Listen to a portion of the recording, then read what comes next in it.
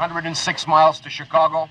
We got a full tank of gas, half a pack of cigarettes. It's dark, and we're wearing sunglasses. Hit it.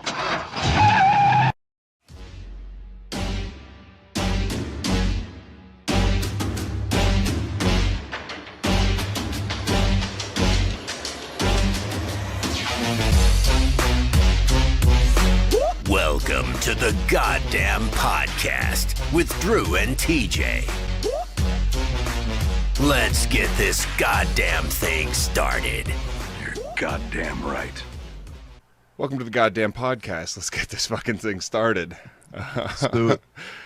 Like we always do, we start with a little bit of fun, and we've got plenty of it this time around. This one is one of my favorites that's been suggested so far. Drew, I think this was you. I don't know if someone suggested it to you, but good job. Master Ken here to announce that Tiger Tuesdays are back in action. And in order to celebrate our 100th video upload to our YouTube channel, today we will be showing you 100 different ways to attack the groin. We're gonna do that now? Yeah. I didn't bring my cup. That's fine. Ready? Hey!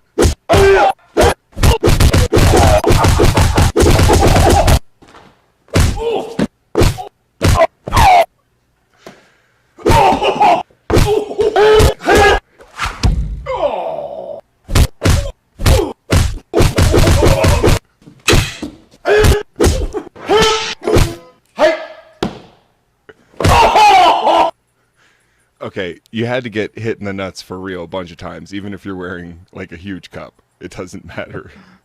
Because I've never watched the entire thing. Oh man, and there's a making of, and like where they have the outtakes and shit, and it's the poor bastard gets hit in the nuts a lot. There's like 3 or 4 takes for each of these. Very creative. Yeah, I think it's hilarious. I want to go do some karate at Tiger Tuesdays. I want to go. I'll pay to go to that place. Damn. All right. Tiger Tuesdays. It's not quite as cool as Goddamn Tuesdays, but hey, you know, they're trying. Yeah. I think there's like a rule. If you're a dojo master, you have to have that mustache. If you're a white dojo master, you have to have that fucking 70s porn star stash.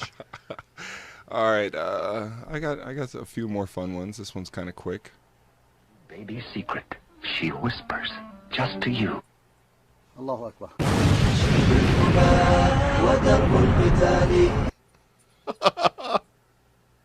I fucking love that one. Oh my god. Allahu Akbar. Oh shit. I from what I understand, you had to go through a lot of work for that one. Yes, the original is very similar to that one, but I hate the way it cut off. It was only like 6 seconds long, and I was like, no.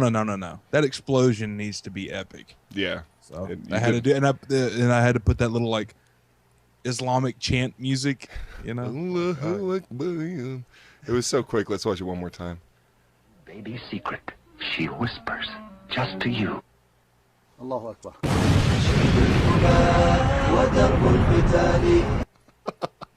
Good job, man. That is Oh, fucking hilarious. That is goddamn gold. And another, oh man, so many fun ones. Because we have so much derp lined up for you tonight, we're going to have to offset it with some fun. So let's get that out of the way now. Here's another fun one.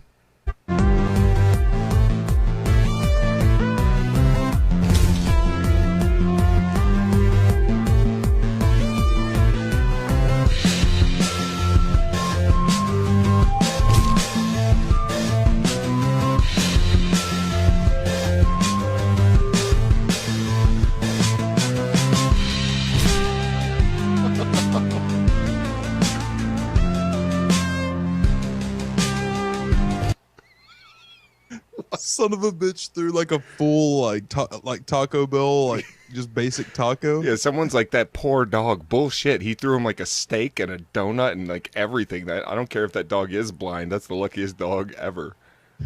Yeah, no shit. But play this one right here. Just this one with a steak. Listen to the noise when the steak hits the dog in the face. They put that noise in there, Drew. I know, but that's so hilarious.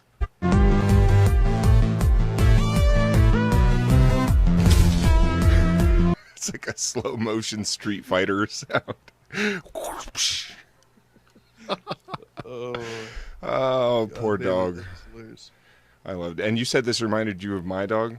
It does, for some dog, reason. My dog, when you give my dog treats and whatever, he takes them like so gently. He like doesn't, he doesn't want to use his teeth or anything. He's so sweet. Yeah, I love dogs. I love animals. So at least this time, the animal abuse was in the form of hitting dogs with food that they were going to enjoy. And he gave him a chance to catch it. The dog just sucked at it. Yeah, like horrible. And that's like a grown dog. Like how I thought that was just like natural for dogs. No, some of them just suck at it. All right, last fun one, then we'll get on with the derp. I'm turned up in this spot. My cousin over here doing some other shit. And I'm turned up because I got a teasy. That nigga front. Come through like, nigga, all up in your ass. Because I'm all up in your ass. Like, all up in your ass, nigga. Fuck you talking about? Niggas be trying to tell me, nigga, you don't even know what I do, nigga. Niggas be trying to front on me, nigga. I don't even gotta pull a gun on you, nigga. I could have your ass shitting yourself. Shitting yourself. Oh, I'm gonna shock this can. Look.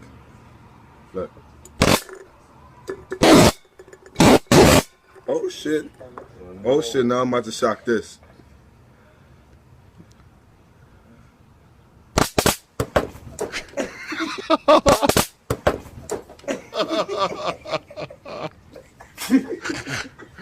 Oh my god. They don't even help his ass. Yeah, they're just sitting there laughing. He's like twitching on the fucking floor.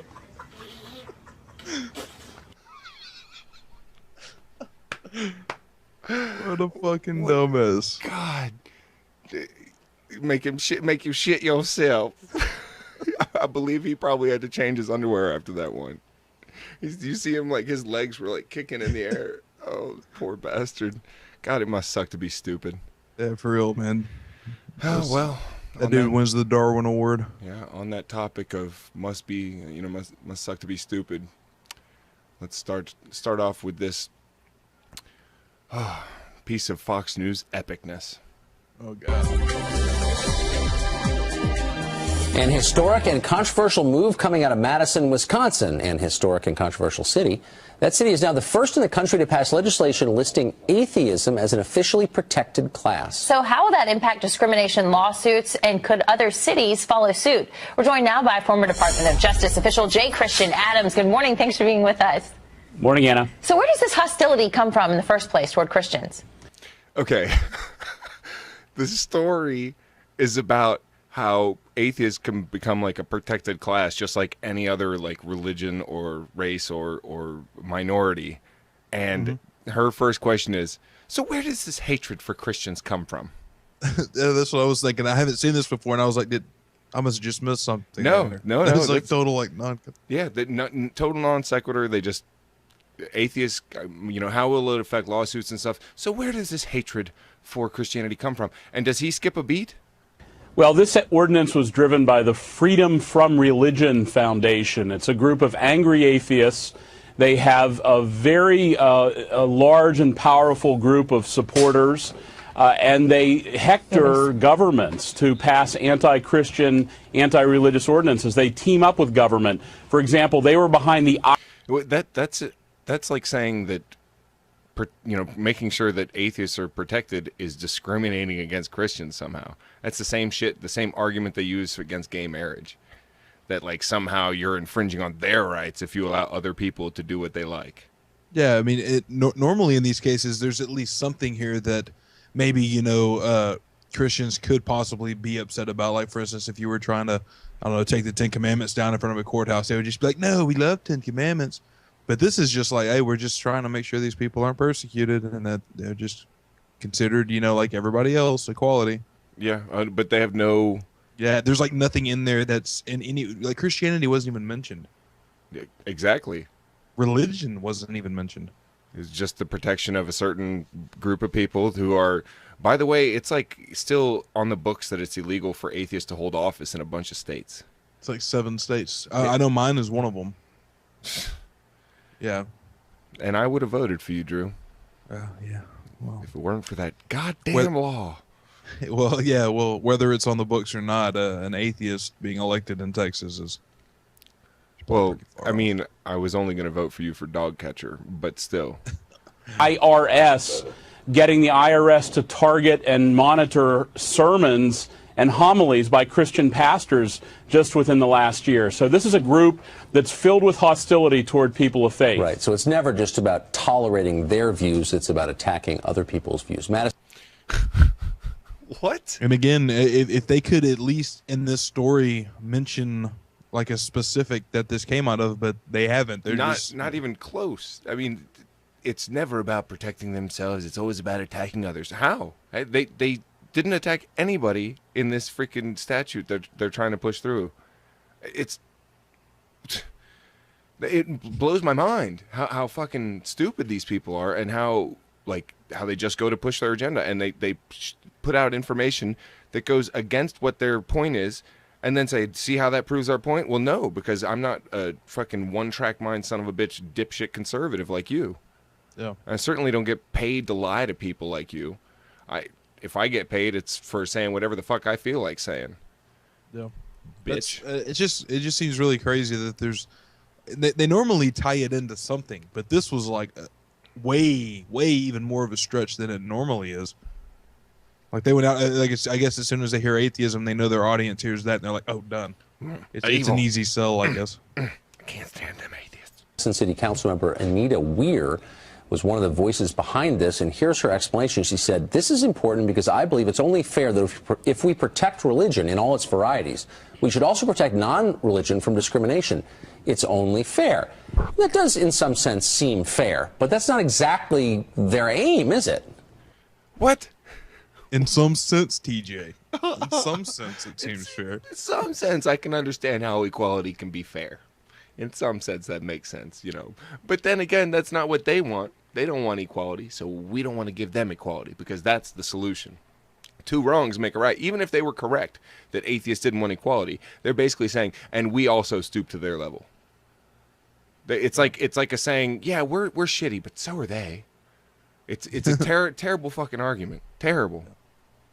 No, it never works out that way. Not only does it bring lawsuits, but don't forget, this is a local ordinance, Tucker, and that means that a whole body of bureaucrats will spring up that will be tasked with hectoring people of faith, badgering, in Wisconsin, people of faith who might not want to hire somebody. You know, there's a lot of reasons why Christians or Jews might not want to hire an atheist.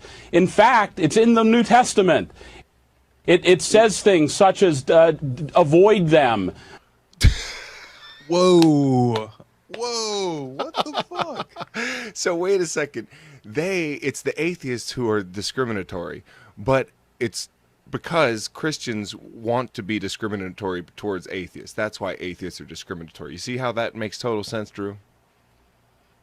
Jesus, it's so bizarre. It's like, well, you know, there's good reason why Christians and Jews might not want an atheist working for them. I was like, really? You're saying like you shouldn't be able to have the job, like they should be able to, just on the grounds of that atheism. You don't believe what they believe in.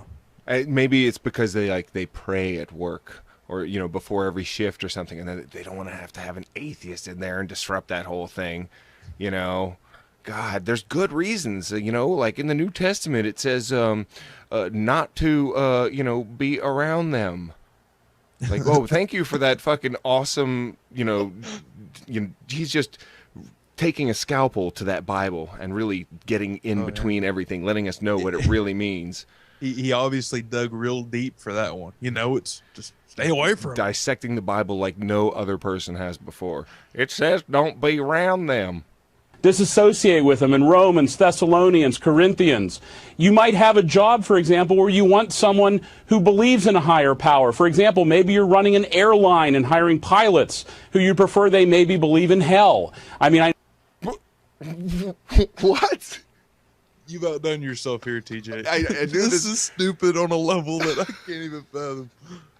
I told you I wanted to really give you a lot of fun before this bullshit started because oh my God. As an opening video, I was like, I was like, getting a chub. I was like, I found fucking gold. I struck gold. This is so bad.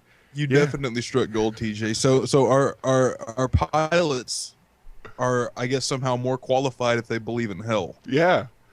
Because then I guess his point is because of that recent pilot who crashed the plane, the co-pilot who locked the other pilot out when he went to go take a leak or something, and he crashed the plane.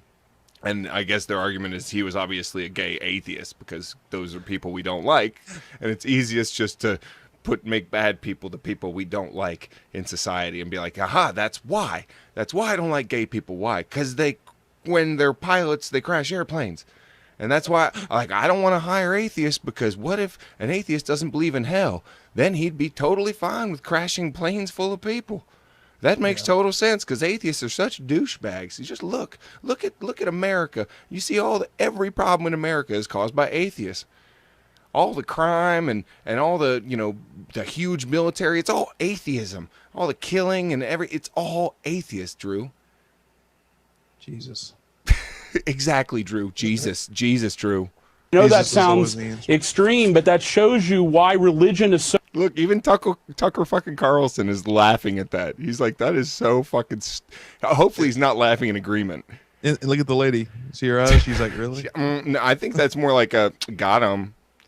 So important to so many people, and to tell people you can't hire people of faith or only people of faith intrudes on their free exercise of faith.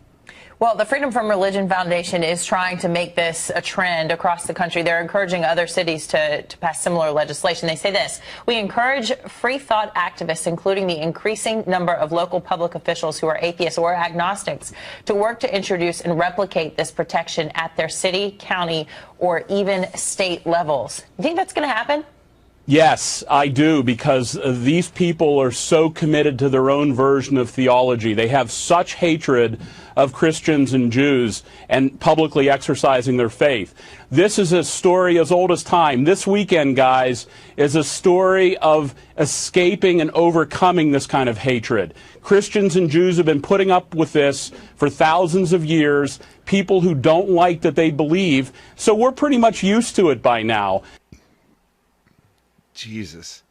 And then the whole persecution card. While people that agree with him and Fox News and shit claim like Muslims are shitty and look at what they believe, and they discriminate wholeheartedly towards other religions and the non-religious alike. Anyone basically who's not a Christian or Jew, that's their little group, and they're just not in control enough. The problem, I'm going to sound like Alex Jones here. The problem is that the Jews are not in control, right? Or that Christians aren't the majority. I refuse to believe this guy is genuinely this stupid. I find that hard to believe, man. God, I really don't. Maybe I just really hope there's not somebody that could be like put on I call it a news station, but that can be put on air to say something that stupid and be like sincere. Not only that, but to probably have the majority of the people watching that are actually paying attention and not in like a comatose state, that they're probably sitting there like drooling and nodding like, ain't they right? And close the borders now. I saw a bumper sticker today that said, if Obama's the answer, how stupid was the question? Okay, well, I'll tell you how stupid it was. It was John McCain and Sarah Palin, and then Mitt Romney, and fucking, what's the other dick's name? Paul Ryan. There you go. That's how stupid the fucking question was. The question was, this Obama or these people? Do you want to continue with more Fox News? Sure. All right. I'm glad you said that because I was going to play it no matter what. Now, this one's a little bit older, but I thought it would be really fun because it's featured in our Thug Life tonight. Part of this is featured, so I thought it would be really fun to cover it, and it's hilarious.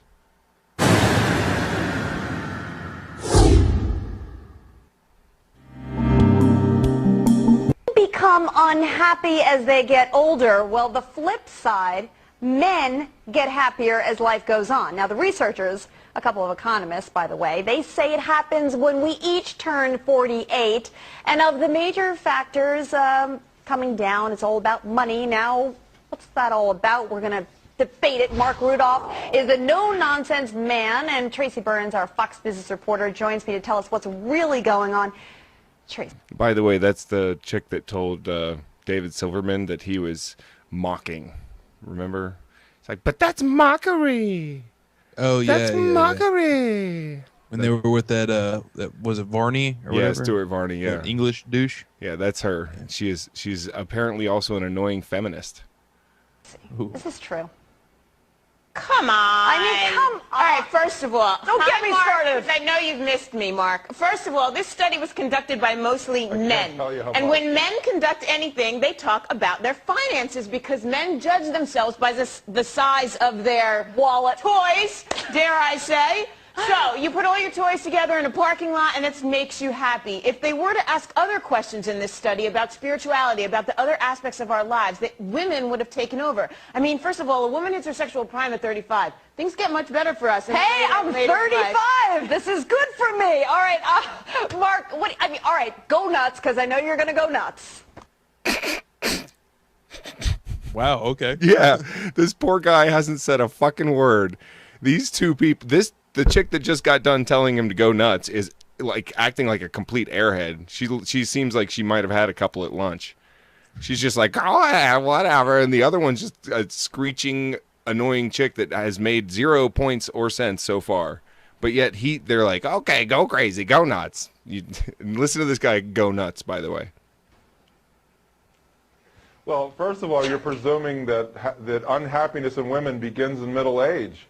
I'd say it starts when she's a little girl, when she's taught that happiness derives from shoes, jewelry, boob jobs, and pedestals. And what's interesting, oh, come on, Alexis, and then you have boys who are taught that they're supposed to make girls happy. I was on the radio 2 weeks ago in Greensboro, North Carolina, and the host related a story. He overheard his son and daughter talking. So brother goes to sister and says, how come you always have money and I don't? And she says, that's simple. I have a boyfriend and you have a girlfriend. The fact of the matter is, boys are taught that they're supposed to make women happy. No, he's actually living in the dark ages. There's that. Jesus. Now, did he sound like he's going nuts? That was it was pretty fucking calm. Whether you agree with him or not, exactly. I mean, it was calm. Yeah, exactly. I'm not agreeing. What I'm disagreeing with is their framing that he's the nutball, while listening to these two just Jesus. I'm not living in the dark ages. This is reality. And if either of you women has ever dated women, you would know what I'm talking about. But you pretend that you don't know what I'm talking about. All right, Mark, so what's happening in middle age?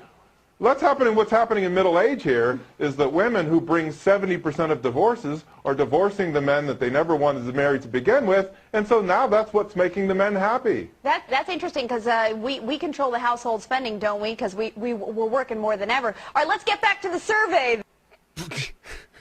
What is that like little? I guess the point here is to prove that women are powerful. It's not that women are victims. Or maybe it's both at the same time, just like the Christians like to play and Bill O'Reilly likes to play on Fox News. It's that whole like, we're the most viewed and we're the biggest victims too. Christianity is the most of the population, but we're also the biggest victims. The minority just won't leave Christians alone. And I guess that's the same card they're pulling here, where women are victims and also super powerful and they pull in so much money more than ever. Like, look, I'm all for fucking equality. The word equality exists. I don't need to use the word feminist when I have the word equality. Equality says what I want just fine. It kind of brings in other baggage that you might not necessarily want. Exactly. It's just like why I don't call myself a atheist plus. Oh, it's almost the same thing as atheism, right? Except for it contains baggage that I don't want to be associated with. So I don't. Right. I leave that part the fuck out. Atheist works just fine. Liberal works just fine. Progressive is okay. I'm fine with that. Secular. godless, any of those things, that's fine by me. Jesus. Go on. Go on. There's more. Free thinker, skeptic, bright. No, I'm not a bright. Bright. Oh, God, you remember the Brights? I mean, they tried. It was like the gay thing, trying to take I take guess the that's word. like, I don't know. Calling yourself bright is just like, you're just like automatically a douche if you say that. All right. So, all right, because basically Sorry, I'm gonna have to cut you out and listen to this woman's annoying voice instead. what they're saying is that we are happier in our early adult life and that women are more likely than men to fulfill their aspirations earlier related to material goods and family.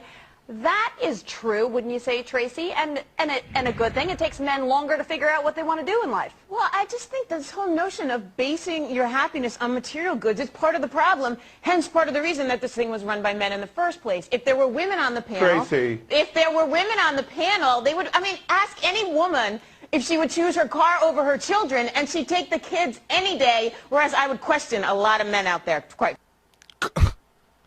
Yeah, that sounds pretty fucked up. She just said, yeah. If it was the other way around, that would be like a really sexist thing to say. You know, really sexist, and you know that's pretty shitty to say that most men would take the car over their kids.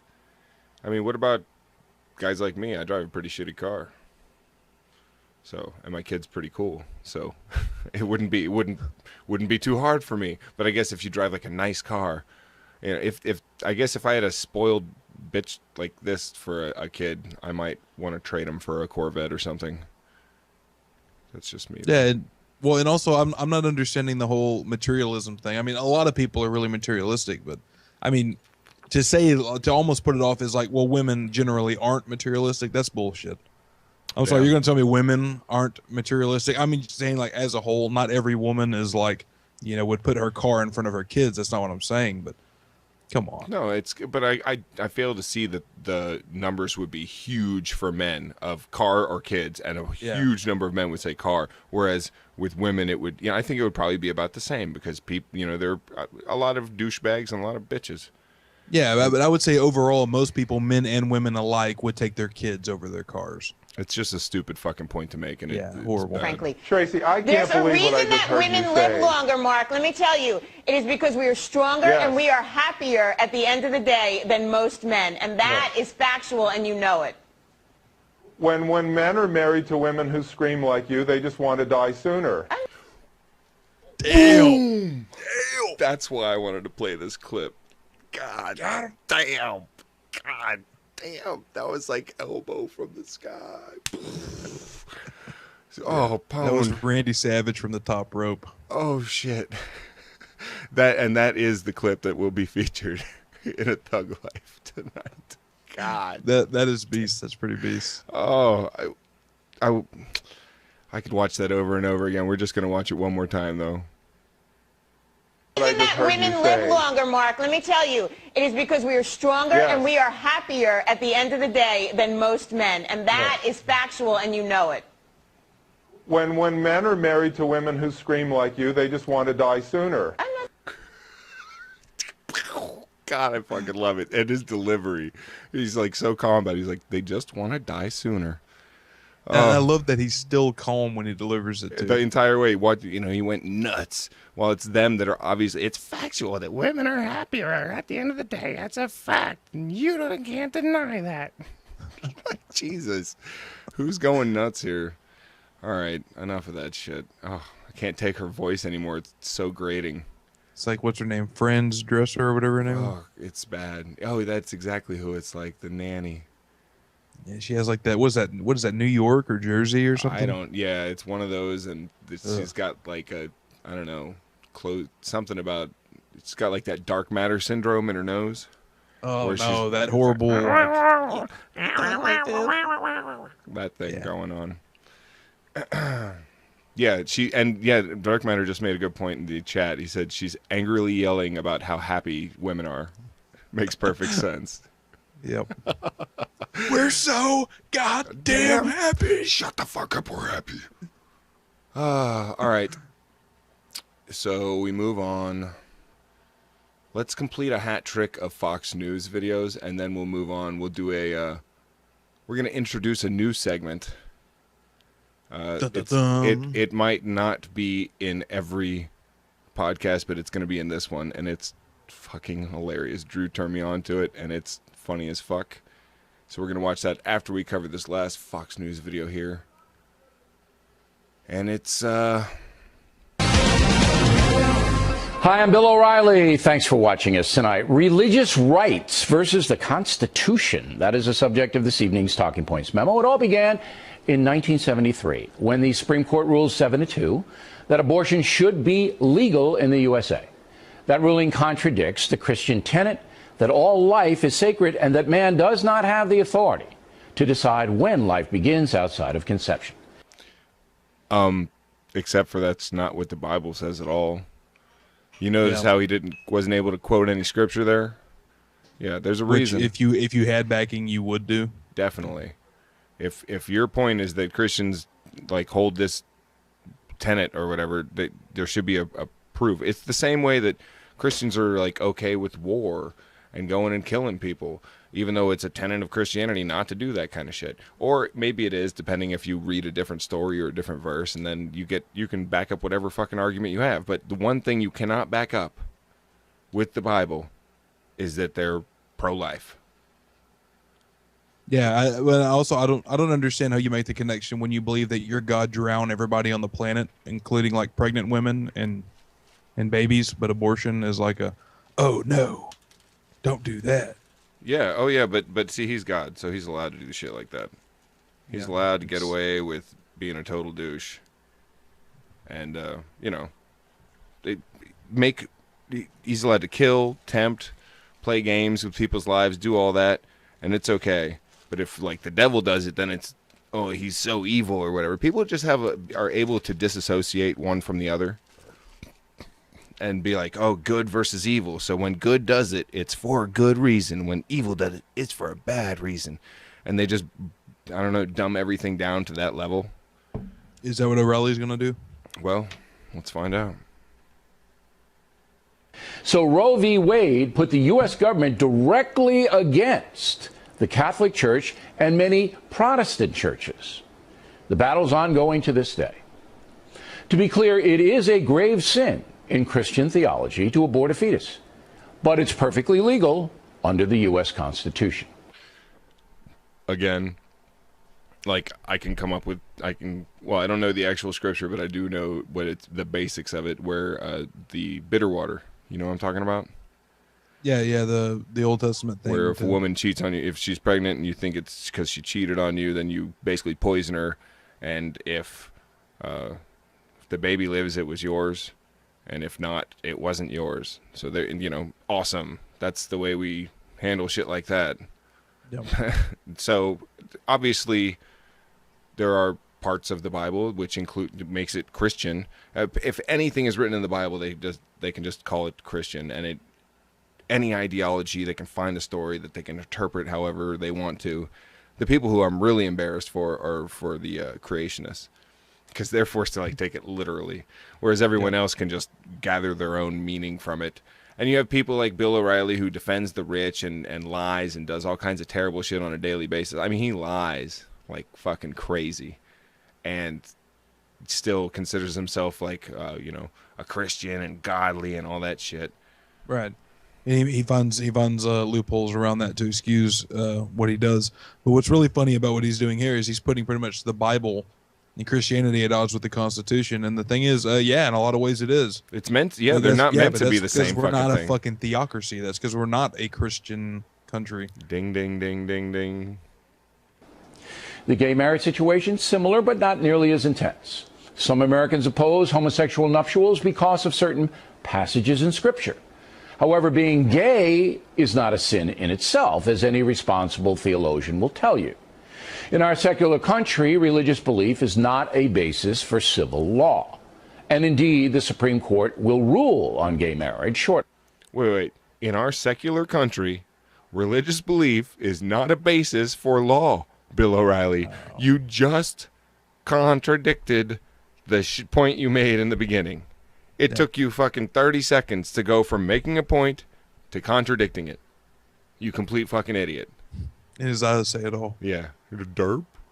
Derpy derp derp. In our secular country, religious belief is not a basis for law, and the Supreme Court will rule on gay marriage shortly. Well then, they should legalize gay marriage. And they should also keep abortion illegal, which is your big issue, dipshit.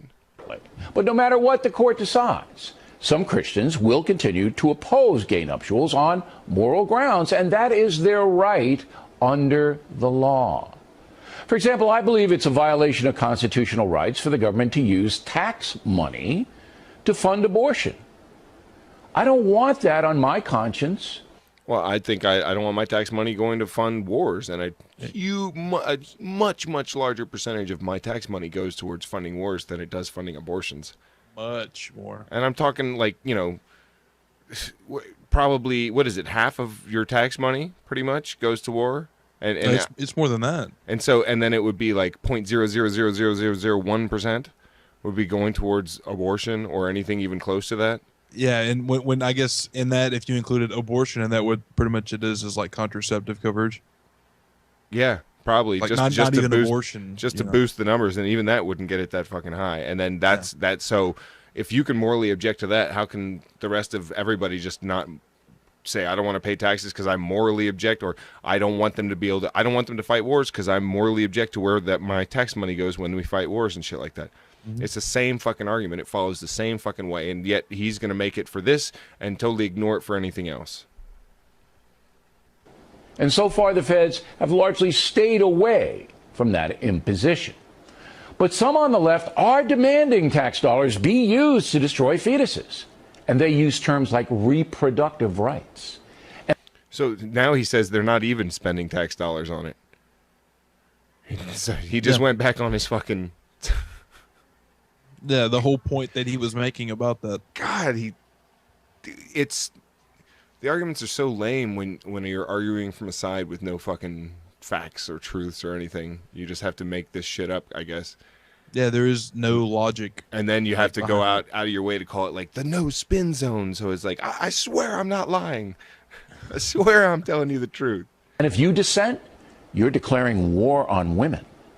Same thing with gay marriage. If you dissent, you're a homophobe, a bigot. Well, yeah.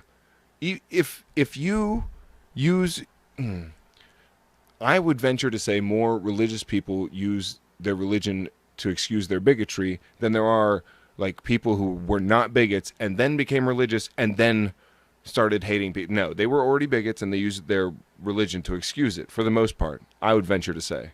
Right. And I'm trying to remember the language he used earlier when he was talking about how you're kind of within your rights to not condone, for instance, gay marriage or whatever. I thought this was a more modern thing. He was going to be tying this into like the shit going on in Indiana or something. But it's you totally have the right to not condone it.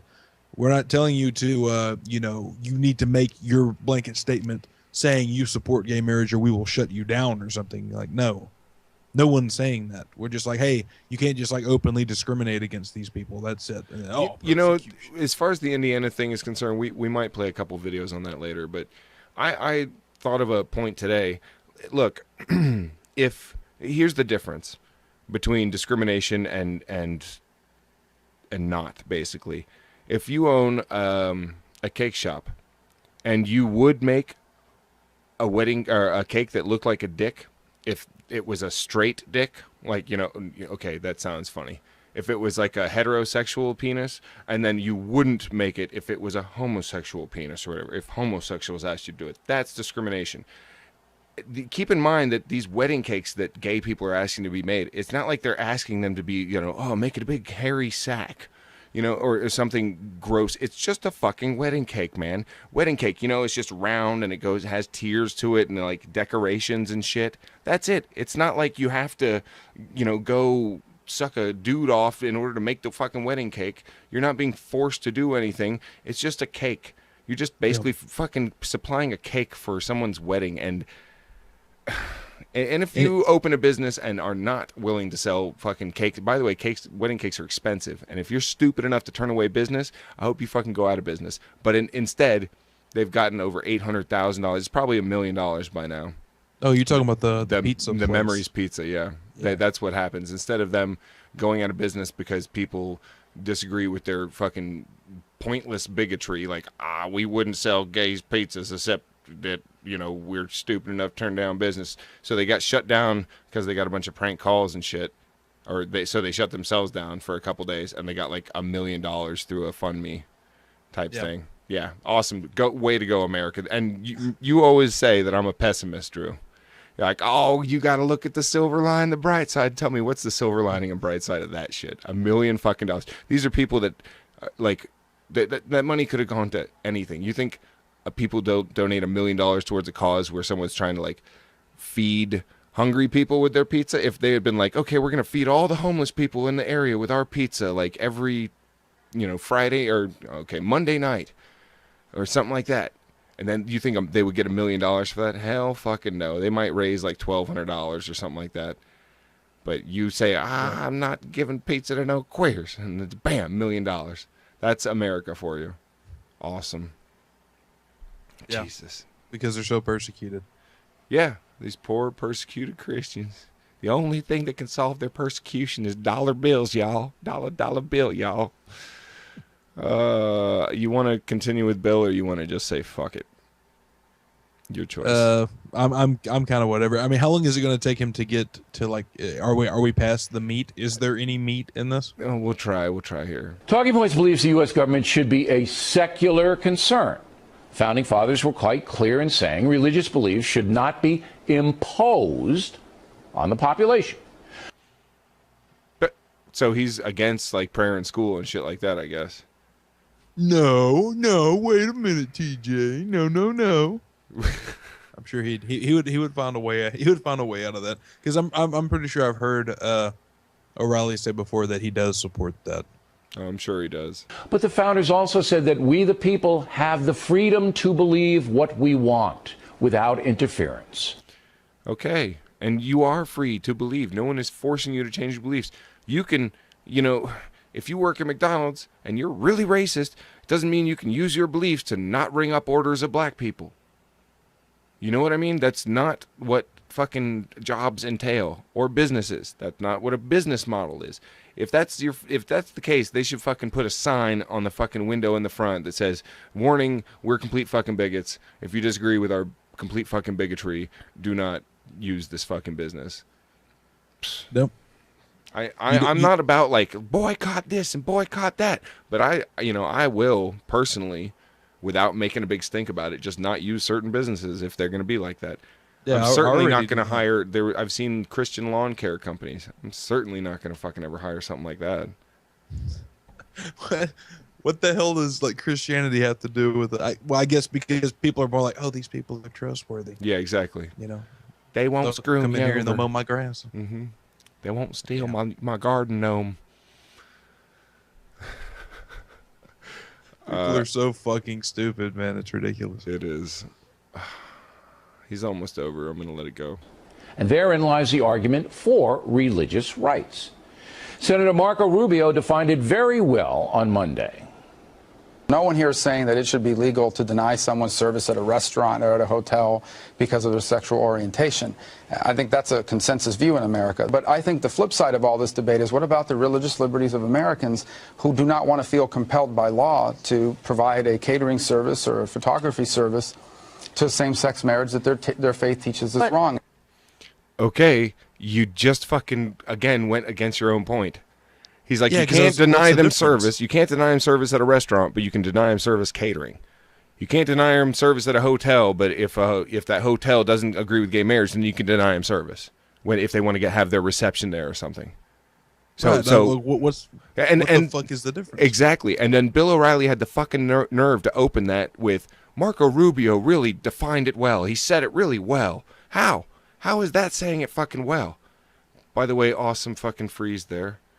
Rubio looks like he's going to reach for a bottle of water real quick. All right, fuck this. Enough of this shit. Yeah, that's bad even by O'Reilly standards. Yeah, I think he's getting. But I do love TJ that you found a clip in which Bill O'Reilly said we have both freedom of and freedom from religion. Yeah, of course. That's going He said straight it without. enough. He said it without saying it. All right. Damn it, that was close enough. Here is a new little segment. Not sure if I'm going to continue doing it. We'll see how you guys like it. Got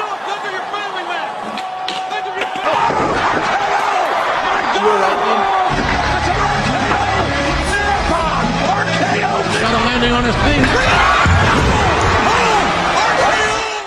He's got to have internal injuries right here. Part of the racing! Ronald Sting is back! Austin is going to lead us into invasion! Here it comes! Here it comes! Sweet chin music! Wow! Stunner! Austin got the stunner! Yay! Great! Out of nowhere! You gotta be kidding me! Oh my God! He caught him in an RKO in midair! An RKO in midair! What the? How gross is that? Save Cena, but I don't think anybody's gonna want to. Oh my God! Sweet music out of nowhere! Look at Randy Orton slithering. Watch out! Watch out! Watch out! Triple H has got a chair, and Nick has made his way back up. Oh, the money! Then kill him!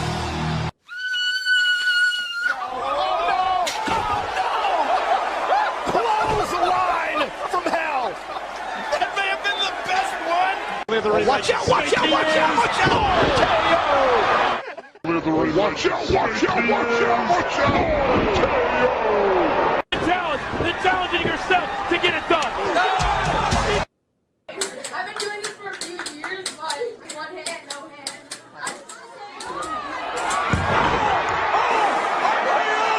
Oh my God! What's going to happen here? Oh my God in heaven! Looking for the rock bottom!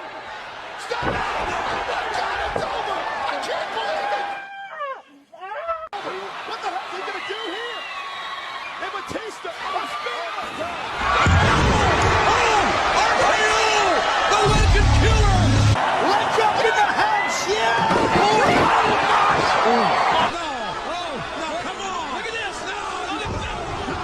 God damn it! Look out! Oh, man! Good God! Will somebody stop the damn match?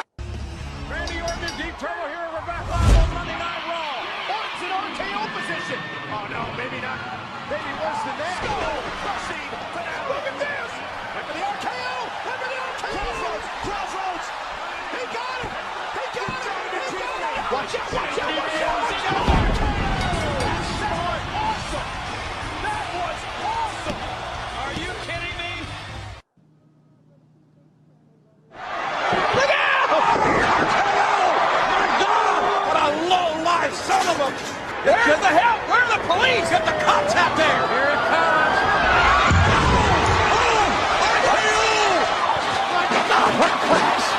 Fuck the police coming straight from out of nowhere! Oh, come on, damn him! Oh, man! That's pathetic! That's not funny! Look at the way that leg and ankle is contorted. He can snap at any second! He's gonna do it! Randy Orton! Orton's going for a run! Oh, my God! He caught him in an RKO in midair! An RKO in midair! Amazing! Hey! Wait a minute!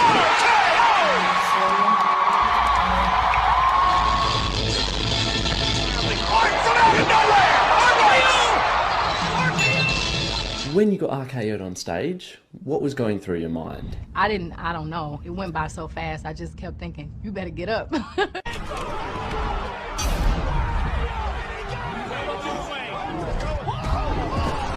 here. Good Lord. My God, Marcus. This match is in danger of ending at any moment, but who will be the winner? Look at this now. Oh, good God. Wait a minute. RKO now. Here we go. Going downstairs. I knew it. Oh, RKO. Thanks for coming. Daniel. Oh shit, dude. No way. No way. Randy, you gotta be kidding me. Oh, did he do it? Did he get it? Oh, my God. He caught him in an RKO in midair. Get the game. Oh, out of nowhere. Yeah, that's what he might wreck on. Well, you're right. That's the only thing the game can do. The Viper is struck! And Randy Orton KO! The Viper strikes with the swagger! Randy Orton! I can't believe what I'm seeing here! Wow! That was a great move by Orton. Great agility by Orton. Oh! RKO by Orton! RKO by Orton! Somebody stop the damn match! And look at the Viper stalking RKO from out of nowhere. Jimmy Fallon. Everybody ready to party. My back. I took care of myself. You can edit all this out. Necunoscut. What? RKO by Orton! RKO by Orton! Well, nice jump. And Michaels and Orton back up. RKO! There it is! Your ass is about to get waxed. We coming for you, nigga. Fucker out of nowhere! Can you dig that, sucker? Sweet chin music.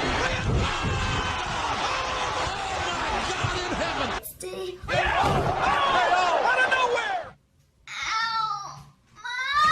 Look at Randy Orton slithering. Watch out! From out of nowhere! Save Cena, but I don't think anybody's gonna want to. Oh my God! Sweet chin music out of nowhere! Please choose operating room 1, 2, or 3.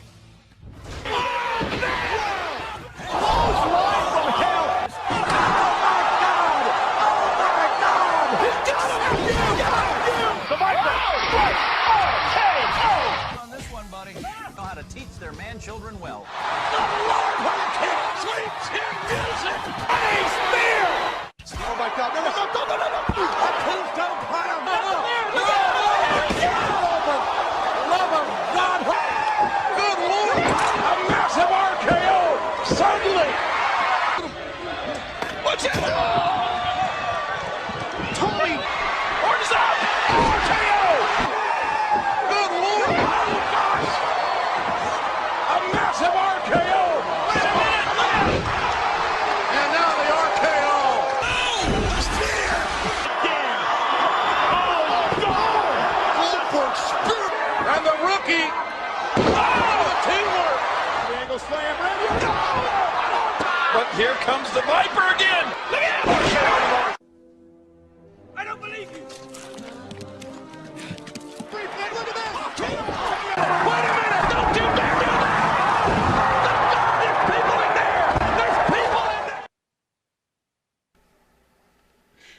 There's people in there. Don't do that. It's fucking out of nowhere. RKO. I lost the shared screen. Oh. Yeah. Yeah. It's okay. I'm gonna make this happen for you, Drew. There we go. Just not my night, I guess. That's okay, Drew. We're gonna work with you, buddy. RKO out of nowhere. Oh my God. Oh man, yeah. Pretty really good stuff. Pretty entertaining. It's more entertaining the more drunk you are, really. The truly ironic thing about all that, it's all wrestling and shit, but it's all on like World Star Hip Hop. Some irony thing going on there. Yeah. There's all kinds of shit on World Star Hip Hop. Oh yeah. Oh yeah, bro. It's good stuff. You should check it out, guys. Watch white people get knocked out. All right, let's go on a little right-wing watch spat. Ooh. Okay, start it off with this.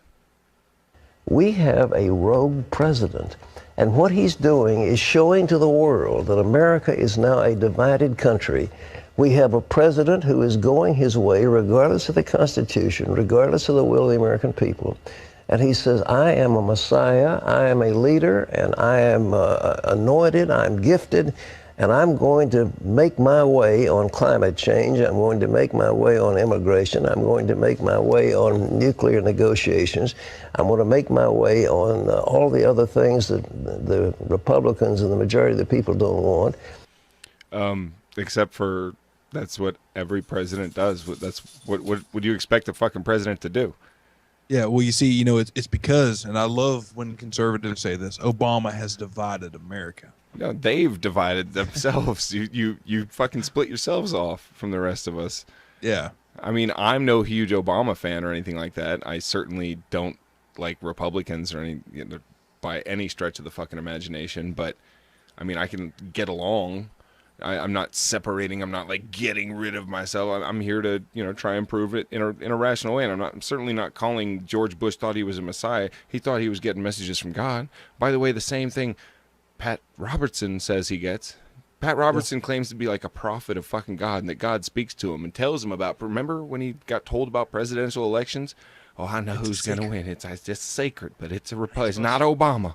Yeah, Ain't supposed to tell you, but it ain't the black guy. But yeah, and so he's the fucking prophet, but he has the nerve to go call Obama. He thinks he's the Messiah. He thinks he's just God and shit. Like, old man Pat, when are you gonna croak? Because I am gifted. I am the Messiah. We shouldn't have a leader like that. But what is it doing to America's image abroad? Our friends and allies are standing back in amazement, and our foes are laughing up their sleeves because they know we're weak, and a house divided against itself cannot stand. Did he say laughing up their sleeves? They're laughing up their sleeves. I wasn't too sure. I thought that was just like an old guy saying. I've never heard it. My dad's. We laugh up our sleeves. Well, I guess that's like trying not to laugh, like like laughing under your breath. I don't know. Yeah, that makes sense. I'm trying to think of a way. I'm trying to make sense of this insanity. I'm trying to give him the benefit of the fucking doubt. So our he has more. Go ahead. A house divided against itself cannot stand. A kingdom divided against itself cannot stand. As long as this goes on, we're ripping the framework of America and the leadership role of America in the eyes of everybody. This is being played out on a vast global scale, and everybody can see and they can stand in amazement. So all of our allies are like, what are they doing? Mm-hmm. They were much more impressed when it was like George Bush and shit. Right. Yeah, it was. Yeah, they were much happier with the sun, and all of our enemies are like, "Oh, they're weak. Now we'll strike. Now is the time to strike, for they are divided. Half of the stupid liberals already support our evil terrorism. The atheists, they love the Muslims too. Now is the time while the atheists are so powerful in America." Do you remember that? What was it? It was Gingrich. What did he say? Like, if America keeps going like it is, we're gonna have, what is it, Islamic atheism with like communists, or dude, he used like every buzzword you can in like one sentence. Sounds like it sounds like Newt. They turned me into a Newt. Would you rather fuck Newt Gingrich in the ass or shove an actual Newt up your ass? I'd probably rather shove an actual Newt. They're rather small, right? Either way, you're a Newt fucker. Newt. Who I wonder if that's his birth name. I don't know. Surely not, right? Newton. I don't know. He talks about family values and went and like left all his wives when they got sick for the chicks he was cheating on them with.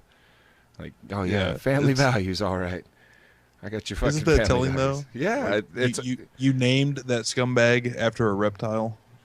Or I guess a Newt's an amphibian. I think it's same is. shit. Slimy fuck is the point. Yeah. Yeah, thanks, TJ. All right, more of this. Pizzas, I think, you might as well keep your mouth shut. I'm not sure I would serve pizzas for a gay wedding. Well, most gays, if they're having a wedding, don't want pizzas, they want cake. First fucking smart thing this motherfucker said in a while. I'd just keep your fucking mouth shut if you're a pizza place. But since they didn't keep their mouth shut, they've gotten like $1 million fucking now. Yeah, because saying stupid shit, Pat ought to know, saying stupid shit to dumb people will get you a lot of money. Exactly, because guess what? A fool and their money are soon parted. And if you're one of the people who's willing to scam those fools, you're going to get paid. Yeah. You're definitely going to get paid. Worked for Pat. Pat was like like a big contender in the late '80s for being fucking president. Yeah. Oh my God. Way to go, Pat. If that had happened, I would have agreed that America was a theocracy. It's the cake makers that are having the problem. But let me tell you, it doesn't matter what custom you've got. It doesn't matter what holy thing that you worship and adore. The gays are going to get it. They're going to make you conform to them. You're going to say you like anal sex, you like oral sex, you like bestiality, you like anything you can think of that to whatever it is, and sooner or later you're going to have to conform your religious beliefs to the group of some aberrant thing. It won't stop at homosexuality. We've got what's called polyamory. Well, what about that? Well, what about polygamy? What about polygamy, Drew? They're going to force you to like anal sex, yo. Pat Robertson would be fucking animals if it were not for the Bible. That's what he's telling you right here. Yep. And you would have to like it.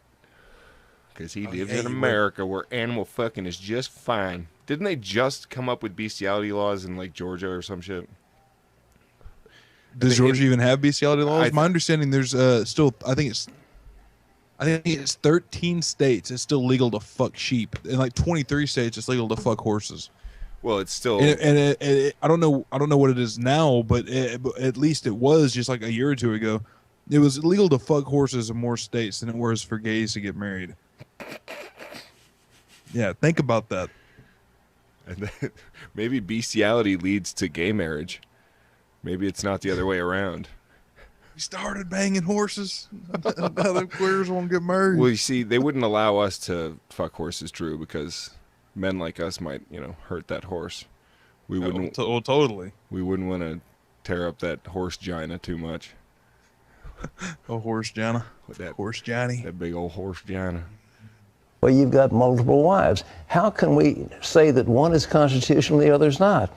And then, as you say, what's so terrible about having sex with animals? Well, that's going to come next. You watch it down the road, and Christians are going to be saying, well, you're intolerant, you're intolerant, you're trying to mitigate against these nice people who like dogs. What's wrong with you? What's wrong with somebody that wants 10 wives, 5 wives, 4 wives? What's wrong with you? The Muslims have 4 wives. And the latest thing, of course, we've known about it in the Quran. They don't like fornication. As a matter of fact, they'll stone people, kill them for fornicating. But at the same time, if a guy sees a woman and he's attracted to her and he's not married to her, he will say, I want to get married to you. And so they perform a quickie ceremony. She becomes his wife. They perform sexual acts together. When it's all finished, he says, I don't really think I want to be married to you anymore. And he says, I divorce you, I divorce you, I divorce you 3 times. And the marriage is terminated. Dude, what the fuck does that have to do with it? He's like chasing rabbits. Like, dude, it's hilarious. What's hilarious is because they can have 4 wives. You know why? Because their holy text tells them so. And guess what? It's not your holy text, Pat. And not everyone has to follow their holy text. You know why? Because we're free from your fucking religion. And if that means we don't have to follow their holy text, it means we don't have to follow your holy text. And that means it has no fucking bearing on this fucking argument at all, bitch. All I know, TJ, soon enough you're going to be able to marry your dog, your broom, your cockroaches. Some of you so down low you is hanging out with the cockroaches. Jeez. Oh, yeah. Where'd all them batteries go, TJ? I don't know what they do with them batteries, but them batteries done flew off the shelf. They done sold out of Duracell. Couldn't get me no AA nowhere. Jesus, all right. And he's shooting lightning again, you see? Let's see. Oh, man, their arguments just never get any better, do they? All right. Well, he has a little bit more. He can't get enough about talking about anal sex. So here we go. This is a viewer who says, if same-sex couples, especially those who are married, claim they're Christians, how can they continue to live this lifestyle? As a Christian, if they read the Bible, they should know the Bible's definition of marriage is only between a man and a woman. Please help me understand. Look, political correctness is trying to do away with biblical values. chaplains that care to this are being censured in the military. Businesses that want to hold their standards. The gays want to control everything. This is part of the left-wing agenda, to do away with Christian values and substitute for Christian values the, progressive concepts of morality. You take away prayer in the school, you take away Bible reading in the school, you take away this, that, and the other. You tell me, if anybody, if you show me one couple that conceived a child through anal intercourse, just show me one in all the world, and I will say, I agree with you, you're right. Show me one. There are 8 billion people, 7 billion. Show me one time when a child was conceived by that kind of sexual activity. There's actually a percentage of people who use anal sex as a form of birth control, and sometimes they still get pregnant because some of it like drips out. That's awesome. Yeah, I've never even. It's a very small percentage, obviously, but yeah, I've actually. God, that was like a trivia question a long time ago that I was like blown away by, and I actually looked up later, and it's true. So there you go, Pat. Jesus. There's one. Your trivia games are way more interesting than the one. You have to click over 18, Drew. Yeah. So there's Pat. It looks like that finger is ready to try out some anal sex. Poor old Pat. He's like, just show me one anal baby. Show me one shit baby. I think Pat is an anal baby. Yeah, I'm pretty sure your mom shit you out. God, you wrinkly. God, he looks like a monkey. He looks like that's racist, TJ. No, it's not. He's white. No, and I too want to know the answer to the lady's question about how one man, one woman is a biblical definition of marriage, because there's all kinds of shit going on in the Bible. Concubines, wives, sister-in-laws, fucking. There's polygamy is like the norm in the Bible. But he doesn't get to that point. That was the end. The end of his answer was show me one butt baby. Anal sex. Show me one butt baby. All right. Last Pat Robertson video. Sorry, I had a few. He said, keep in mind people who are called. He says a lot of stupid shit, so you have to forgive me for having so much of him on. Here we go. Keep in mind people who are called liberal. They're not liberal. They're totalitarian dictators. They want to use the power of the government to force people to do what they don't want to do. Isn't that the same thing that Christians are doing? They're trying to make laws to keep gay people from getting married. Wouldn't that be using the government to force upon other people what they don't want to fucking do? Well, yeah. And first off, we can't all be totalitarian dictators. We can all support a totalitarian dictatorship, but there's no way that every liberal could be a totalitarian dictator. No, I've been a totalitarian dictator for a while. I know you have been, so that makes two of us. We're both totalitarian dictators. I totally dictate all the time. Dictate sounds dirty, doesn't it? It does. I dictate. A dictator. When no one's looking. A dictator. Sometimes during the middle of the podcast, I dictate. Dictates taste way better than regular potatoes. Dictators taste way better than potatoes. Pat doesn't like being here. See that look on his face when we talk about dictating. What are you guys doing? What is that? You talking about that anal sex again? Can I get in on that? It's a butthole. Butthole. I'm so interested in buttholes and where people stick their shit. Oh, gets me all turned on. I get all, my inner monkey comes out. They're going to force you into their mold. They're going to make you conform to political correctness. They're going to make you do what the left thinks is right, rather than doing political incorrectness and forcing you to do what the right says is right. This is just a really shitty argument when it can be made on the other side and be just as valid. It's just a bad argument. I've gone over this over and over. a shitty argument. A good argument means that you can use it in your favor, and they can't use it against you. Things like when you make the argument against conservatives being all pro-rich people, and then Jesus is against rich people in the Bible. That's a argument against them that can't be used on me, because I don't have, any love for ultra-rich people, and I don't believe in Jesus. So that's a good argument. One that can be easily flipped around and used by the opposition is a bad argument, and that's what old Pat has given us here. They're going to make you... See, look at him. He's not buying it. Oh, no. Well, he's not buying it. I don't know. Yeah. I think maybe he has a retort to me. Acknowledge a homosexual marriage. They're going to make you embrace lifestyles that you think are anti-biblical, despite your religious belief. And like it or not, the First Amendment of the Constitution has to do with religious freedom. That's the most important freedom we have. Our freedom to worship God and not be constrained by the power of the state. And the fact that these gays are making such a fuss of it, and businesses are caving. The thing of it is, businesses all over the country are caving. They are terrified of the gay lobby. Terrified of the gay lobby. Don't we have any backbone left in this country?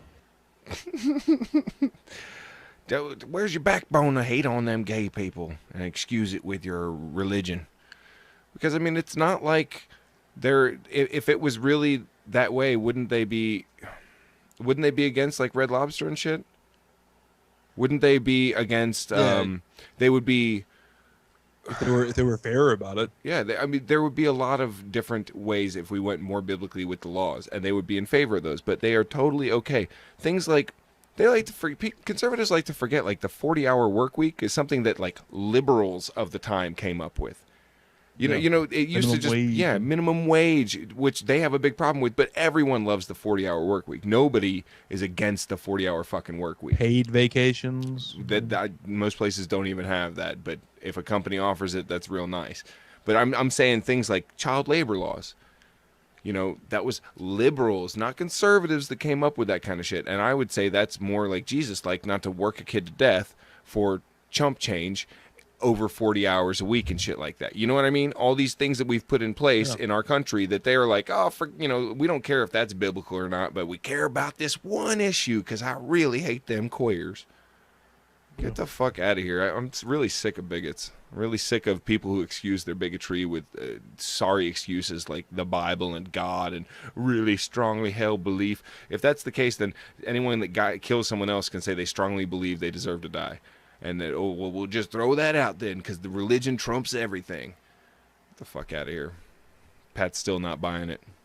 Yeah, you see, that's like the most, like, I'm such an angry old guy face. But is that camera on? Jimmy, is that you? Somebody bring me... kids love them homosexuals. Somebody bring me my preparation H. All right. Fuck off, Pat. Bye-bye, Pat. Let's bring on someone much more knowledgeable and smart. Ooh. So, I'm not sure. Oh, yeah, this is the one I want. With a baby boom generation living longer, it is very simply seen as an economical fact that we as Americans need more consumers, more producers than we do consumers. This is a problem that we're facing.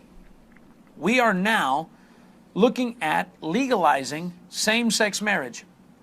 I assure you, based on the principles of Genesis, that God created them male and female, it is impossible for same-sex marriage to do what biblical marriage does: create children. Without the procreation of children, the American society economically will fail, culturally will fail. It is not a matter of right and privilege, it's a matter of survival. This guy is... Okay, yeah, Go ahead. Again, marriage has nothing to do with procreation. You can procreate without marriage. Exactly. Just And like, you can, again, this comes up all the time. and you can, yeah, It's get like married if you it was can't produce a man kids. and a woman married. Man and a woman married takes care of all that. There's like no chance of anything. Okay, But like the marriage has nothing to do with that. the argument that it makes more producers or consumers and like the economy, we needs more people. Like, trust me, we're not having a problem with fucking producing people. The population is fucking out of control, and your argument that we should keep gay marriage illegal, as if gay people are going to be like, oh darn, gay marriage is illegal, I'm going to just go get straight married and pump out a bunch of kids then. Like, are you fucking retarded? That's obviously not how it would fucking work, you dipshit. If keeping gay marriage illegal just means gay couples would be together without getting married, it wouldn't turn them fucking straight, dipshit. He has to be at least somewhat retarded, TJ, because there's a forbloodmoonsmovie.com stamp in the bottom right corner. Yeah, I know. His dad's retarded too. Yeah. You know who this is, right? Oh yeah, this is Mr. Hagee's baby boy. Yeah, Matthew Hagee, John Hagee's son. They look, they're just as fucking square-headed and stupid. Look at the production going on in the background there. What the fuck is going on with the production in the background? They really need all that to run this? I'm running a more complicated fucking show right here, and all I have is 2 fucking monitors. What is up with that? It seriously looks like... We need to get their guy with that big soundboard. God damn, that's like a 48-channel soundboard or some shit. And how many screens do you have to have? I see 6 large monitors divided into smaller sections. How many same of those are of the same exact shot? What an overly produced piece of shit. Dude, well, wait a minute. Think about it. How many times have we watched Hagee do his little thing here? This Hagee do his little thing. There's never any like pan shots or anything like that, right? There was a second camera there for a second. Oh, was there? Okay. Yeah, I'm about to say, I always notice. There's the second fucking camera. Okay. I stand corrected. I can do that right here with 2 webcams. Well, now from this angle, I can see there's more than one person that he's got producing over there. It takes like all those people to run that show just so he can tell you some bullshit from the Bible. I'm giving you my input and running the fucking show at the same time. I'm able to do all this, and without all that production, obviously my hair doesn't look nearly as awesome as Matthew fucking Hagee's. But yeah, the argument that we need to boost the population by keeping gay marriage illegal might be the dumbest one that I've heard. New spin on the stupid. Yeah. We definitely need more people. Yeah. We have turned our back on values that have made us great, and we have embraced the values that deteriorate society. We accept what others in past civilizations would have called appalling. And yet we call appalling any individual who is willing to stand up and speak truth based on their convictions. Your convictions don't mean shit. If I'm convicted that you're a dipshit and I stand up and say, you're a dipshit, you might find that appalling. Remember how we just talked about Pat Robertson with using shitty arguments? It's the same fucking thing. If you call other people appalling, then you can't bitch when other people call you appalling. It's called hypocrisy. Fucking learn it. They should have made a whole section of the Bible about hypocrisy and how not to be a hypocrite, because Christians don't seem to fucking get it. These kind of Christians, anyway. But also the only thing that I find appalling about people like being against gay rights and stuff like that is when they actually openly like oppress those rights and say you can't have equal rights. People not agreeing with gay marriage, I really don't give a shit. I really don't. But when you're like crippling those rights for other people, that's I don't care up. if you don't want to smoke weed, but don't go telling other people they can't. I don't care if you don't want to. If you don't want to get gay married, your Christian right is to not go get gay married. If you don't want to get, if you don't like abortion, then don't go get one. If you don't want weed, don't smoke it. That's your fucking right to not be forced to do those things. It is not your right to force that upon fucking everyone the fuck else, and to put your morality on us. Get the fuck out of here. It's fucking ridiculous. This one's not over. Paul continues. And when he gets down to the bottom line, he says that the ultimate digression of society is that men give up natural affections for women and women give up natural affections for men, and they are given over to a reprobate mind. That is a New Testament affirmation of what was written in the Old Testament when God said, for two of the same sex to lie together is an abomination. Now, the reason I bring this up is because oftentimes people say, well, whenever you begin to discuss the Bible's position on homosexuality, you're talking about an Old Testament. Let me give you a very clear statement. There is no Old Testament God and New Testament God. There is only one God, and He is Jehovah God. And the Bible says He is the same yesterday, today, and forever. But for those of you who want to get lost in the weeds of the Old Testament and the New Testament, the Old Testament writing of Leviticus and the New Testament writing of the first chapter of Romans are two hands applauding that God's position has not changed concerning this matter. So there you go. Actually, it would mean that God's mind hasn't changed regarding any of the matters. So which we should all just say, fuck you. Yeah. Because it's horrible. Yeah, horrible. That means all the Old Testament shit, pretty much. If you can find something that you consider the other hand coming and clapping together for Jesus and all that bullshit, tying the Old Testament with the New Testament. And usually they want to separate it. Usually they want to be like, well, that's Old Testament, it's not New Testament. That's why we're Christians, because of the New Testament. Well, no, he wants to tie it all fucking together. And it's he true. wants to tie it all together on this. He wouldn't do that if it was something horrible. Exactly. So, well, it is pretty fucking horrible. He's a horrible. Well, yeah, but I mean, if it was, for instance, he would excuse. I guarantee you, Hagee would excuse away, for instance, like slavery.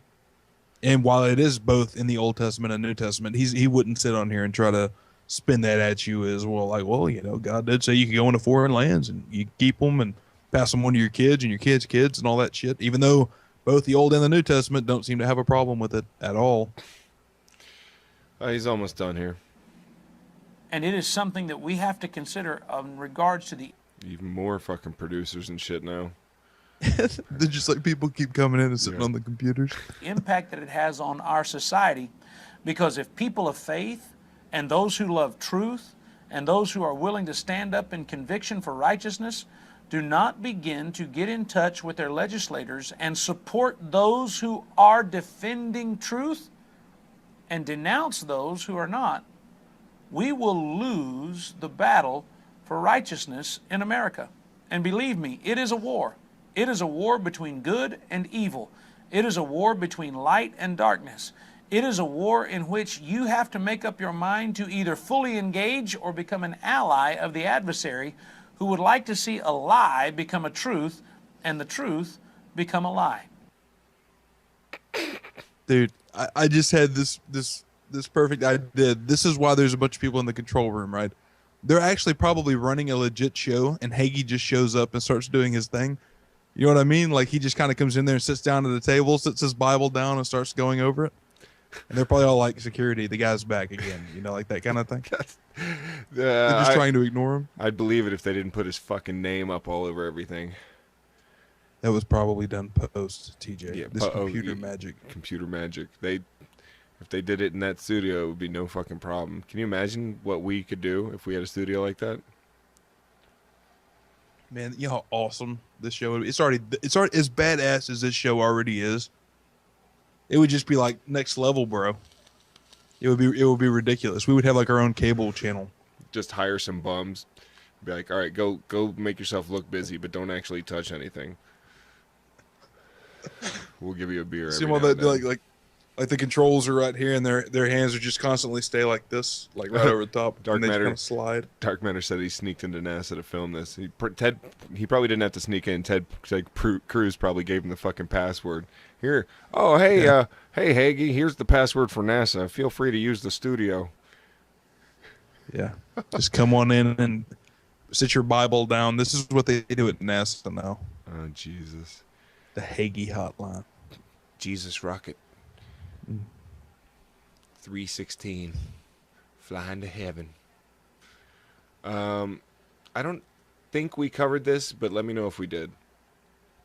You don't have a right to discriminate against gay people. Sell them a cupcake. Sell them flowers.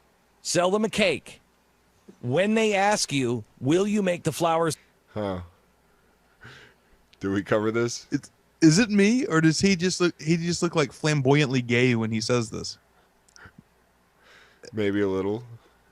Just watch as he goes. For my Watch his wedding, hands. and you're religious. This is the key here. You actually have to be religious.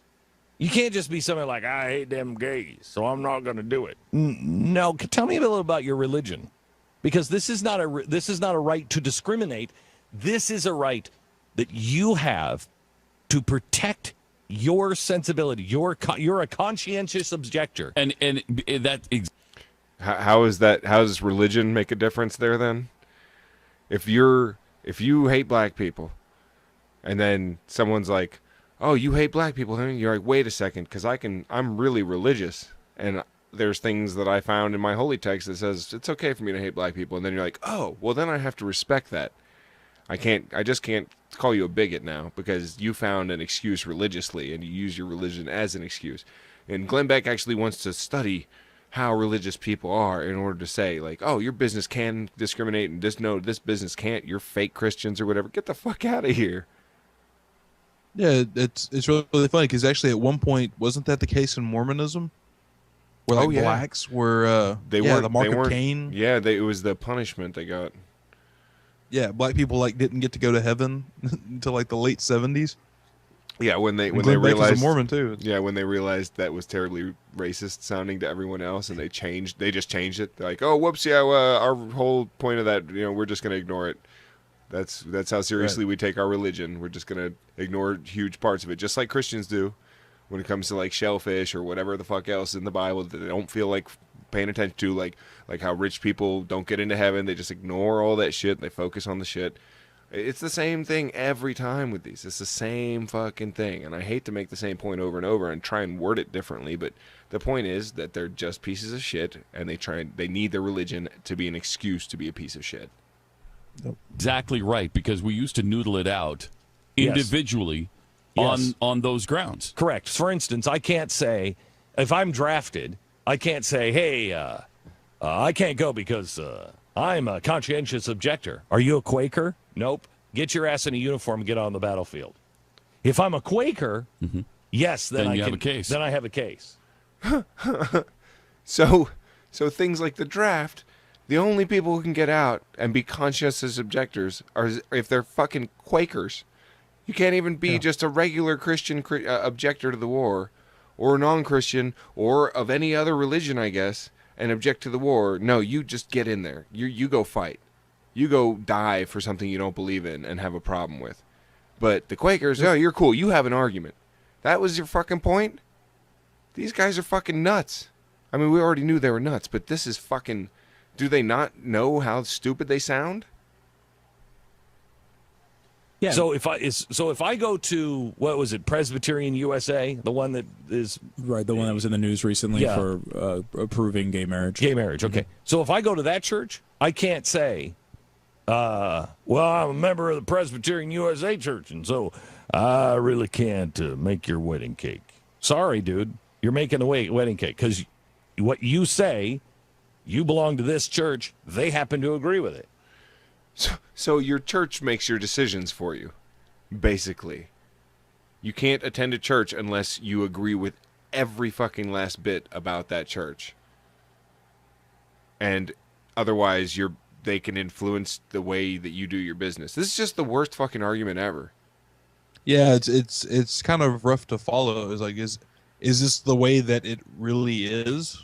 At least in Glenn Beck's mind? No. Like, yeah, oh no, because Mormons, they have control of Glenn Beck. And he can only do what the church fucking, like, gives him permission to do and all this other shit. Right. So maybe that's the way he thinks it is for everyone the fuck else. Jesus. Your religious sensibilities. So show me about how you're living your life in your church. If you're living your faith, well, then I can't say anything about it because it's your religious right. That's why he never says anything about Muslims. You know, Glenn Beck has never said a peep about Muslims or people of any other religion because that's their faith. And if you have a lack of faith, it just means that you don't get any of these kind of rights. You're just subjected to everyone else's. Yeah. Thanks, Glenn Beck. Go fuck yourself. Love Glenn Beck's America. Can you imagine? I enjoy that he's constantly wrong about like everything. It really does. I can't remember if we covered that or not, but I do have one more of the Oompa Loompa. The gay activists will boycott, will make it uncomfortable, they'll smear them. Yeah, but they're going to do that anyway. They'll just ratchet up the hate. There's no way of stopping that. No RFRA, not even the first. The gays will ratchet up the hate against the people who are bigoted towards them, you see? It's like, what reality do these assholes live in? Where the gays are the hateful so people. Backwards. The gays are pointlessly hateful towards people who don't deserve it. They let these people lead their own lives. And then they turn around and hear the same argument from the gay people, and they're like, that's bullshit. Don't give me that bullshit. Like, it's the same fucking argument, you complete morons. Oh, God.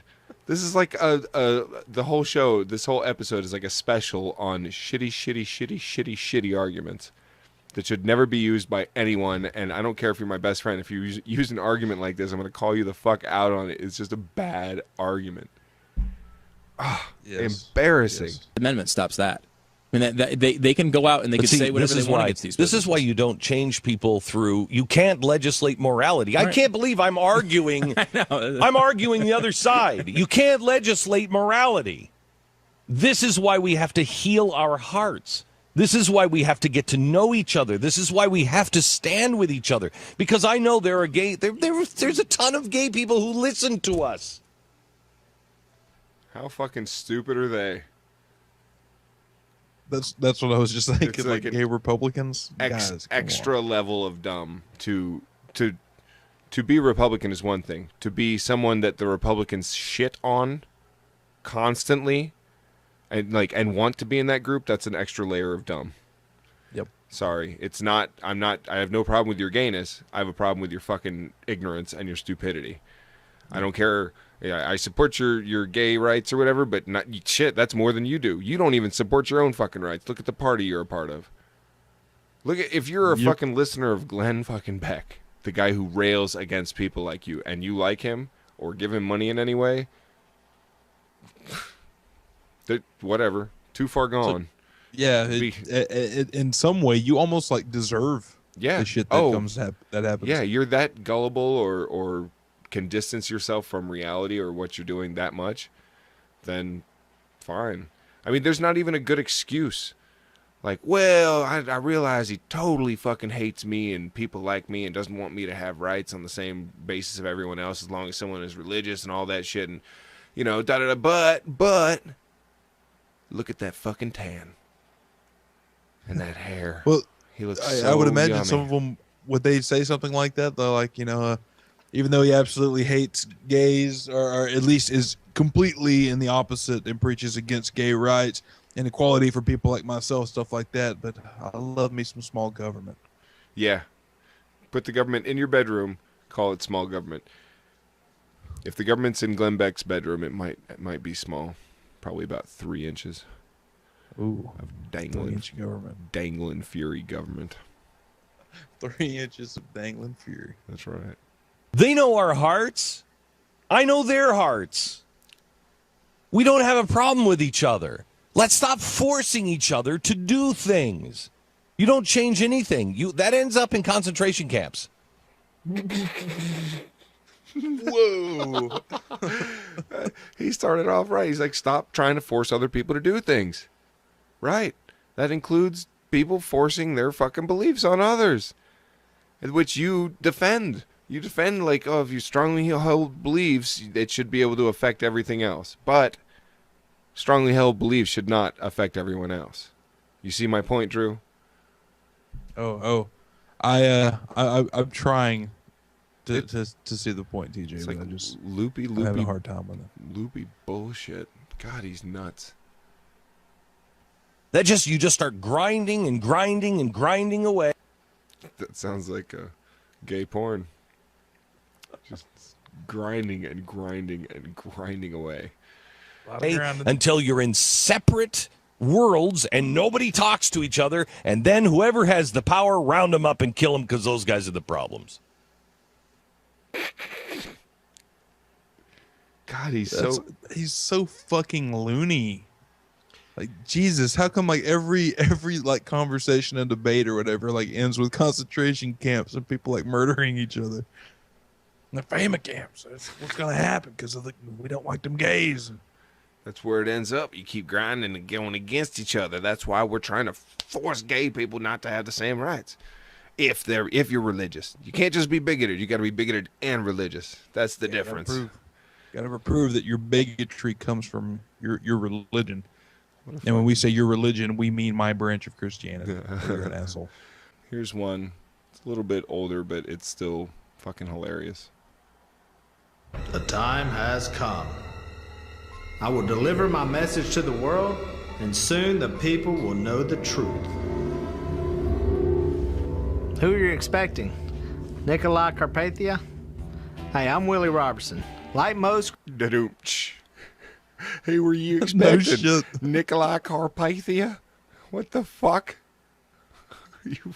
No, I was expecting Willie fucking Nelson, you dipshit. I thought this was an intro to a Snoop Dogg video. Somebody trolled me. Christians, my family and I can truly say that we're excited about the soon return of Jesus. And I'm sure if you've been watching the news lately, you know that return could be any day from now. It could be any day from now, obviously, because it hasn't happened already, but it could be any day from now if you haven't figured it out. When things might happen, it might happen any day from now. Thank God I get all my special mental abilities from this American flag bandana, squeezing off the fucking blood to my brain, I think. I think he's doing a Hendrix, man. There's like acid patches all underneath that thing, and he's just tripping balls while he talks. That would be awesome. That would make this way fucking cooler. Well, what about those who may not even know about it? People who don't even know what's at stake. That's why I'm so excited to be part of the brand new Left Behind movie starring Nicolas Cage. It's an action-packed thriller that will take viewers on a wild ride through the day of the rapture, when millions of believers will suddenly vanish into thin air. It's a warning to those, if it happened today, would be left behind. And I believe people are going to make that life-changing decision to follow Christ on the way home from the theater on October 3rd. So he believes the kind of people that are going to watch this movie are so dumb that they're like on the way home from the movie and they're like, you know what? Jesus. You know what? I'm going to go home and fucking Netflix all that Duck Dynasty I've been putting off. It's hilarious because like, what kind of world a country do these kinds of people think they live in? Where first off, like, you're going to have adults in America that go to see the movie in theaters just like, Jesus, what is that? Literally, Jesus. Yeah. What is that? I didn't know about this Jesus fellow before this movie, but now I'm terrified that the pilot might disappear on my next flight to fucking Jerusalem. Oh, yeah, but it's like who's you've never heard of Christianity, like rapture? What? People are gonna, and then like as soon as you hear it, people are gonna disappear. Well, I better get me some Jesus. Like, dude, what the? Who are you possibly convincing with that? It's either people going in to watch it that are like I was when I watched it, like, wow, Nicolas Cage is like so fucking lame now. He went from Snake Eyes to this. Or you're going to get the people that are just like, oh, yeah, we came in here because we watched Omega Code and we've been following Jesus since we was children. I think Nicolas Cage took a little something extra away from that movie Con Air. He learned how to con fucking people. Put the bunny in the box. He learned how to con airheads. God, I think we're done with Willie or whatever the fuck his name is. I'm just going to call him Willie. Willie sounds right. Looks right. Here we go with, let's do, there's a couple good ones. Let's go with this one. Left-wing pundits have been especially outraged by the passage of this new Indiana law. Now, we shouldn't be surprised. Now, MSNBC host Al Sharpton, he's been leading the charge on this. Watch this. This is a key moment for the country. Too often in our history, we've seen religion used to justify attacks on other people's rights, from slavery to Jim Crow to women's right to vote. That same fight is with us today, and we can't let it stand. Now, let's also go back to 1993. This is at the signing ceremony when Bill Clinton signed this bill into law, federal law, back in 1993. Watch this. We are a people of faith. We have been so secure in that faith that we have enshrined in our Constitution protection for people who profess no faith. And good for us for doing so. That is what the First Amendment is all about. But let us never believe that the freedom of religion imposes on any of us some responsibility to run from our convictions. Let us instead respect one another's faiths, fight to the death to preserve the right of every American to practice whatever convictions he or she has, but bring our values back to the table of American discourse to heal our troubled land. All right, here with reaction is the director of the films 2016 and America. By the way, those clips weren't that. He played them like they were opposing views. They really weren't like that. That's what I kept waiting for. I kept waiting. Go ahead. No, I was just waiting. I was the same thing. I was like, he's gonna, because I didn't watch this. I don't have time to watch all of these videos before I'll watch a few seconds and be like, oh, this will work. But I knew this one was gonna be good because it's got our buddy Dinesh here, Dinesh the Amas. Yeah, Dinesh the Amas. But there's no huge difference. And Bill Clinton, the way that they want to use this law now to defend federally these state laws is stretching it. To say the least. But I mean, at least they're trying. It's not all just religious shit. Oh wait, it is, because even when that was signed into law, it was religious shit. Constantly religious shit. And your religious freedom, yet again, does not mean it means you get to believe what you want. Doesn't mean you get to impose that on everyone else. You can't tell me I can't eat Red Lobster because your religion says not to. That's not how it fucking works. It means you don't have to. Doesn't mean you get to control everyone else. I know you want to have that fucking like massive moral control over the fucking entire country and shit, or the whole world, but it's not the way it works. I believe you're not supposed to judge. I believe that was one of Jesus' message, unless ye be judged himself. Something along those lines. All right, let's listen. Oh, look at TJ go. All right, TJ. Let's hear Dinesh here. Dinesh D'Souza is with us. I'm listening very closely to what Bill Clinton said in '93, and he said, this is what the First Amendment is all about, and let's respect one another's faith and fight to the death to preserve the right of every American to practice whatever conviction he or she has. Does that mean you can have controversial views? Where does that line get crossed in your mind, if at all? Well, Sean, I think we can understand this better if we compare the religious freedom right in the First Amendment with the free speech right. Both are in the First Amendment. Now, by the way, Dinesh D'Souza is apparently the creator of the year 2016 and America. If you read the little nice, little Dinesh, there. nice. Very good job, Dinesh. Created America. By the way, they should have in their convicted felon. Oh Dinesh yeah, D'Souza. But yeah, no, that's right. I guess they'll just pay him some money. It would be meaningless to talk about free speech and give it lip service if someone would say, well, you have that right, but you can't exercise it here and you can't exercise it there.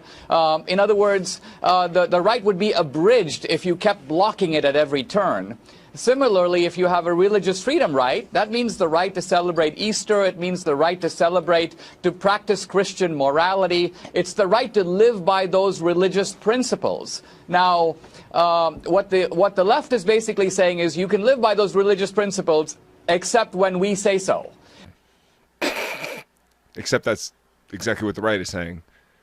So yet again, we get into that whole, your argument sucks because it can be used by the other fucking side. That's what they have a problem with, is that you forcing other people. God, they're so fucking so ignorant of this shit. It's like equality doesn't quite make sense to them. Like, it's kind of a foreign idea. You've done an exceptional job at lining up all of these videos where they all use the same dumb argument. It's over all of and them so over far. and over and over. Oh, It's the same argument, and it's such horrible reasoning behind it. Yeah, it's like I said, when you have no good arguments, all your arguments are going to be shit.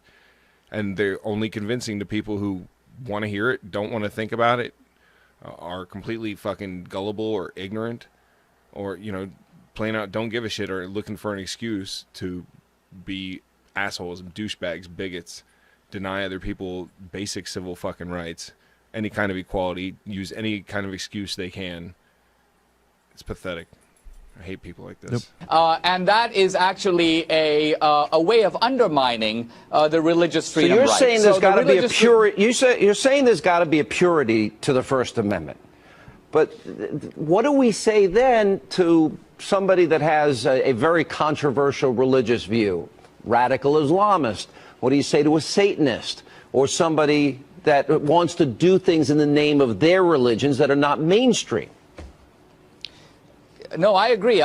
Just as with the First Amendment, there are extreme cases in which you can abridge the right. You can't shout fire in a crowded theater, for example. But by and large, because the First Amendment is so critical to political debate, we err on the side of letting it be. So similarly with religion, I think we should give it a wide berth. Well, I'm not saying that we should permit anything and everything. But here we're doing a kind of balancing where basically we talk about toleration a lot, and in fact the whole gay rights movement for decades has been appealing to toleration. In other words, you may not agree with us, but hold your nose and go along with it. But toleration, Sean, is a two-way street. If we're going to extend social tolerance to homosexuality, to transsexuality, how about a little toleration for Christians who are just trying to live by their code of beliefs? Here we go. There it is. There it is. It's be tolerant of my intolerance. Exactly. You have to be respectful of my beliefs, even though my beliefs are disrespectful towards you. Yes, and it's my right to deny you rights. It's fucking so ridiculous. If it was just disrespectful, it would be different. But it's not just disrespectful. It's enforcing the disrespect. Like, you can't have what I have because I don't think you should have that. Okay, well, fuck you. You don't get to do that. It's this same argument has been made in every case of civil rights that we've ever gone through. May it be, segregation, may it be, women's right to vote. Things like that. Equality on any level has always been fought by those who are already in the power. They don't want to give it up. They don't want everyone else to be equal, and it's really fucking sad. And if you do stand up for other people who you're not like I'm not transgender, but I stand up for transgender people. I'm not gay. I think it's fine that gay people should be able to get married, be just as miserable as all the other gay or all the other married people. But they can't stand that shit. They can't. They're like, oh no. I've got to. They'll call me a liberal for it. Like that's a bad thing. Yeah, because that's so insulting. Yes. Fucking horrible. douchebags. Oh, DJ's a liberal. Dude, this Ann Coulter book, Demonic, that I'm reading. Oh, it's just. I bet. It's so bad. My irony meter broke on page 2, and my will broke on like page 5 or 6. I was like, oh my God, but I continue every day. I'll read like a couple paragraphs just because that's about as much as you can handle. And if it wasn't to be a prize for our patrons, I would be like highlighting shit. And maybe they would prefer that I just highlight all the best bits. You can skim read it and you just be like, oh my God. Oh yeah. Oh wow. Because it's painful, man. It is so painful. She is such a cunt. She is like the definition of cunt. Oh, she is absolutely And loathing. Coulter, that's that skinny fella. Yeah, Fox. Yeah, with the big old Adam's apple. Stan Coulter. Oh shit. God damn. But yeah, the arguments that they're using for gays and stuff like that, like you pointed out, it's the same thing they'd use for when women got the right to vote. Same thing they use in the anti-segregation, you know, all this. And the same thing they're using now for gays. And isn't it, how do they not, it's something that bothers me. How do they not see that it's the same fucking thing? And they always say it's the end of society. Women get to vote. Who's going to be making sandwiches in the kitchen? They're going to be out voting all the time. You know, dude, it's like the same argument all the time. How do they not realize that the modern day anti-gay people, how do they not realize it's the same shit? Who's going to be making sandwiches when women are out voting all the time? That's fucking hilarious. That's true. Yeah, that's like you watch some of those old things. That's what they're saying. Oh, like, God. That's fucking like classic. Who's going to be in the kitchen? Who's going to change the baby's diapers? Sandwiches, TJ. Women voting once every couple months or years or whatever. That's too much. Who's going to change the diapers? Look, you can go vote, woman, but I better have my goddamn sandwich ready. Hey, Drew, what do you tell a woman with 2 black eyes? She's already been told twice, DJ. Oh, you're right. I was gonna say you might want to call the cops or something. I was gonna give, but I mean you're totally insincere and hateful and not funny retort. Well, I guess will work. But if seriously a woman with 2 black eyes, you ask what happened, you know, did he hit you again? She's like, no, but he loves me.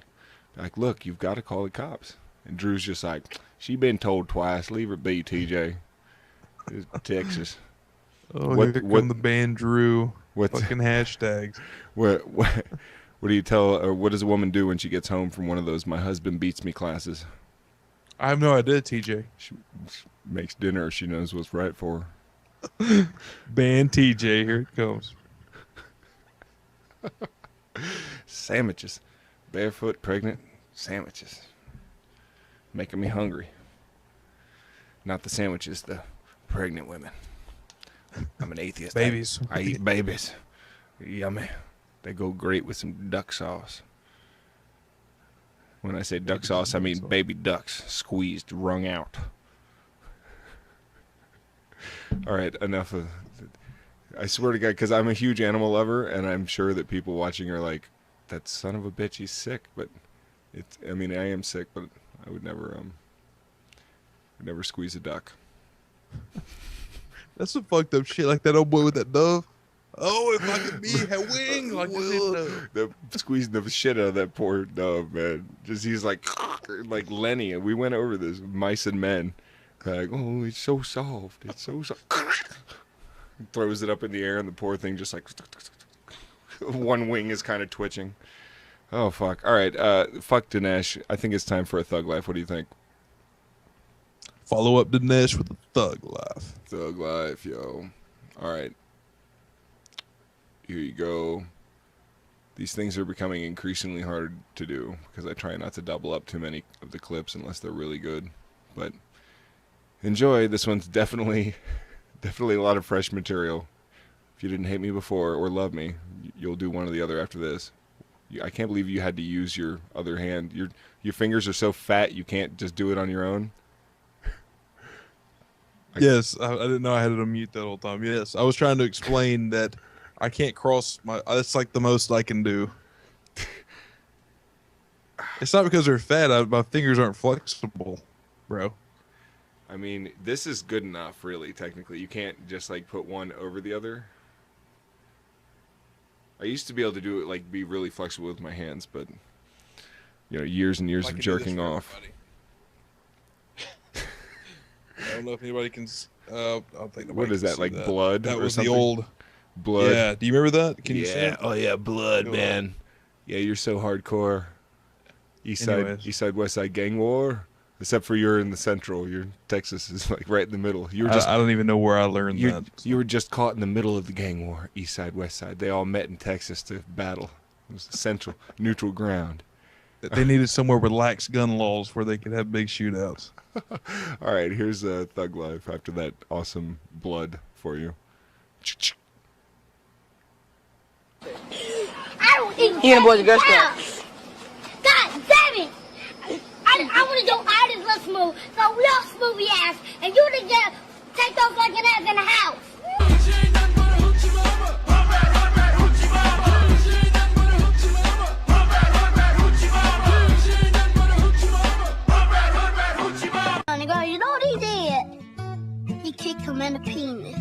spit your game, talk your shit, grab your gat, call your clip, spit your game, talk your shit, grab your gat, call your. Just sitting here with my tilly. Shitting like a shit ass.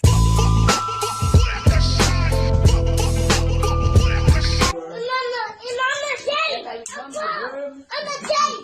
I'm grown. Stop being young.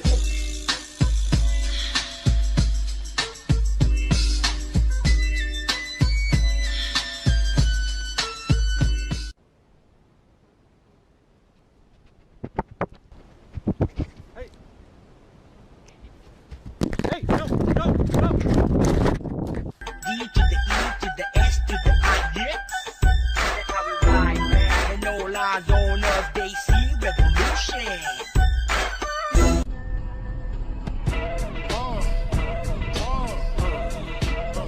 Come on. Sicker than your average. Pop a twist cabbage off instinct. Niggas don't think shit, stink pink gators. My Detroit players. A blindfolded half-court shot that is now the talk of campus and beyond. Send me another unit. Here, I can drink a whole Hennessy fifth. The herd's only thought is escape.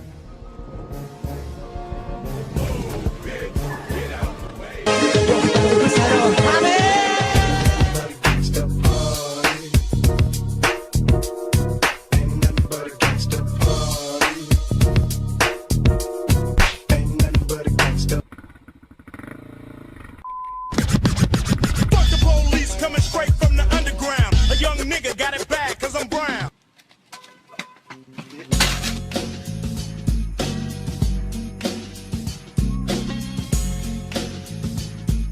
But hoes and tricks. Bitches ain't shit but hoes and tricks. Lick on these nuts and suck the dick. Get the fuck out of the I was just bored, needed a cigarette, and I really wanted to get stoned. And the quarter ounce of dough, what you need.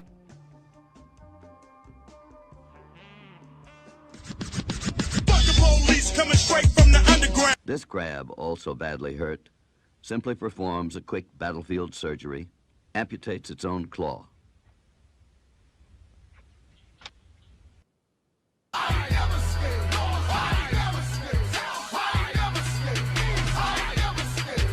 He runs up and he grabs one of them, man. Like a guy that big can snap a woman's neck like a pencil stick. So I fucking ran up behind him with a hatchet. Smash, smash, smash. Yeah. Damn, it feels good to be a gangster.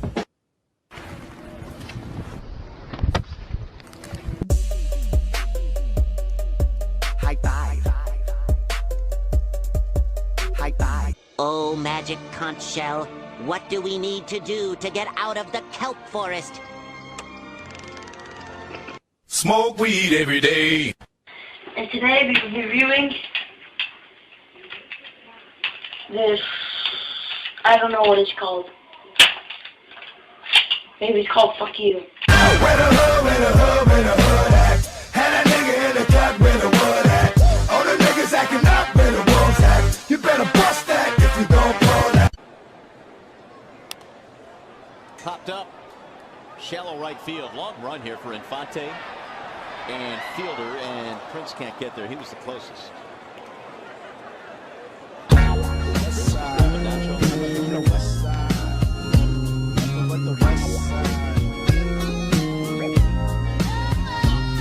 Ain't nothing going on with the bomb ass rap song. Hit to you. Right. What'd you wish for? I wish for world peace. Oh! Psych! I want to get a picture of that TikTok!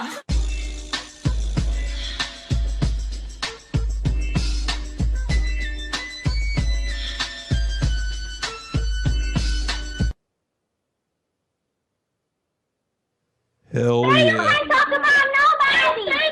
You don't even know what that's for! Who cares? No. Yeah, who cares? I know who's 1 + 1. Sure, who's 1 + 1? What's 2 + 2? Shut the fuck up. Bitch, I been by. I mean, we body. From Kansas City to St. Louis. They body. They ride. Down in Memphis. You know they body. From LA to Alabama. They body. If there were women on the panel, they would, ask any woman if she would choose her car over her children, and she'd take the kids any day, whereas I would question a lot of men out there, quite frankly. Tracy, I There's can't a believe what I reason just that heard women you live say. longer, Mark. Let me tell you. It is because we are stronger Yes. and we are happier at the end of the day than most men. And that is factual, and you know it. When men are married to women who scream like you, they just want to die sooner.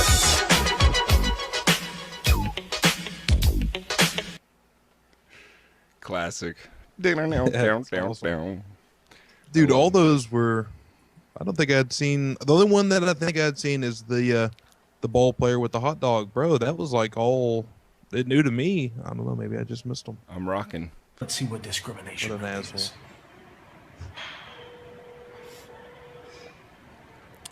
Saying let's look at what discrimination looks like. I'm gonna. This is a like 4-minute video, and I really don't want to look at Fat Joe here for that long. But he basically calls up a bakery, a cake place here in Orlando, or I live just west of Orlando, and so it was covered by the local news here. This fucking phone call, and this fat fuck was on. No offense, Drew. Was on. Fuck you, son of a bitch. Was on did a Skype interview with a local news NBC affiliate here, because he had gotten a lot of like hate mail for doing this and asking. He basically asked them to put on a cake like I don't agree with gay rights or some shit. Yeah, I do not support gay marriage. Yeah, I've seen this. I didn't know he was from Florida though. No, he's not. He's from fucking Arizona. He just called a place in Orlando. And that's why it got covered. He's from Arizona, but this is what discrimination looks like, apparently.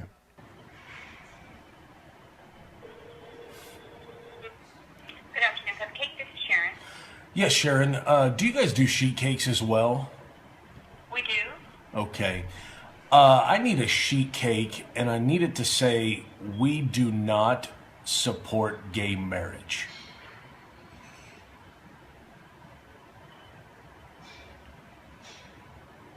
Hello? Is this a crank call? No. By the way, it totally is a crank call. He has no intent of driving to fucking Orlando and picking up a goddamn fucking cake that says this. He looks like the type that would travel cross country for some good sheet cake. The cake is a lie, Josh. The cake is a lie. The cake is not a lie for that dude. Oh my god. Who's got nicer tits, you or Josh there? Well, first off, Josh is breaking the basic fat guy rule. You never wear horizontal stripes. You just don't do it. Where's Waldo? Oh, I found him. That shit was easy. Found Waldo like that. It was not hard at all. Like, there he is. Jesus. Oh, we wouldn't do that. Sorry. You wouldn't do it. Why? Hello? Hello? Hello? Well, that's Cut the Cake. That is a bakery who refuses to make an anti-gay marriage cake. So it obviously violates her principles. They probably have a fucking caller ID and they can see you're from fucking Arizona, you dipshit. They know it's a prank call. She asked, is it a prank call? It is a prank call. You said it wasn't, but I mean, and then they hung up on you. There's obviously a lot of this shit going on for bakeries right now. You complete dipshit. You're like, oh, there's real discrimination. Like some bakery thought I was prank calling. I'm sure every bakery that's getting a call about something gay is thinking it's a fucking prank call at this point. Yeah, but even besides that, let's say he was right down the street from the place, and he calls in with an order like this. There's a difference here between, like we talked about earlier, if you're providing a cake for a gay wedding, you don't have to endorse gay marriage. There's nothing about that states that you endorse gay marriage. You're just making the sale. You're providing your business to people, and you're not discriminating. Now, if you were to ask the cake maker and demanding that they write, "I support gay marriage," in icing on your cake, that would be different. Yeah, just like it's different to make them say, "I don't support gay marriage." It's like the point I made earlier. If you have like a cake shop that will do like dick cakes or cakes shaped like a dick or whatever for straight couples, but not for gay couples, then that is where the difference lies. It's not that you're asking them to do something that they don't already do for everyone else. It's not something like a wedding cake, by the way, is just a tiered thing. I mean, Jesus, it's just a fucking wedding cake. And if the big issue is putting the little things on top instead of a bride and groom, it's just a groom and groom, then let the fucking people do that themselves. You just sell them the fucking cake. Stop being a douche about it. But I guess the good thing about it is you can tell which businesses you don't want to fucking support. Because, I mean, if you want to put it out there that you're that much of a fucking bigot that you can't do business. Can you imagine if restaurants had like, oh, how many in your party? Any fags? No? Okay, well, we don't serve you guys. No, people don't do that shit because it's bad for fucking business and you won't stay in business for too long. You might get a bunch of money for crowdfund for your stupid pizza place, which has nothing to do with this, by the way. But in the long run, your business is going to hurt. Not every business is going to get $1 million from a bunch of dipshit bigots. But keep playing this. If you haven't watched all this, no. Oh, you're gonna. And so she doesn't feel like she should be forced to make the cake.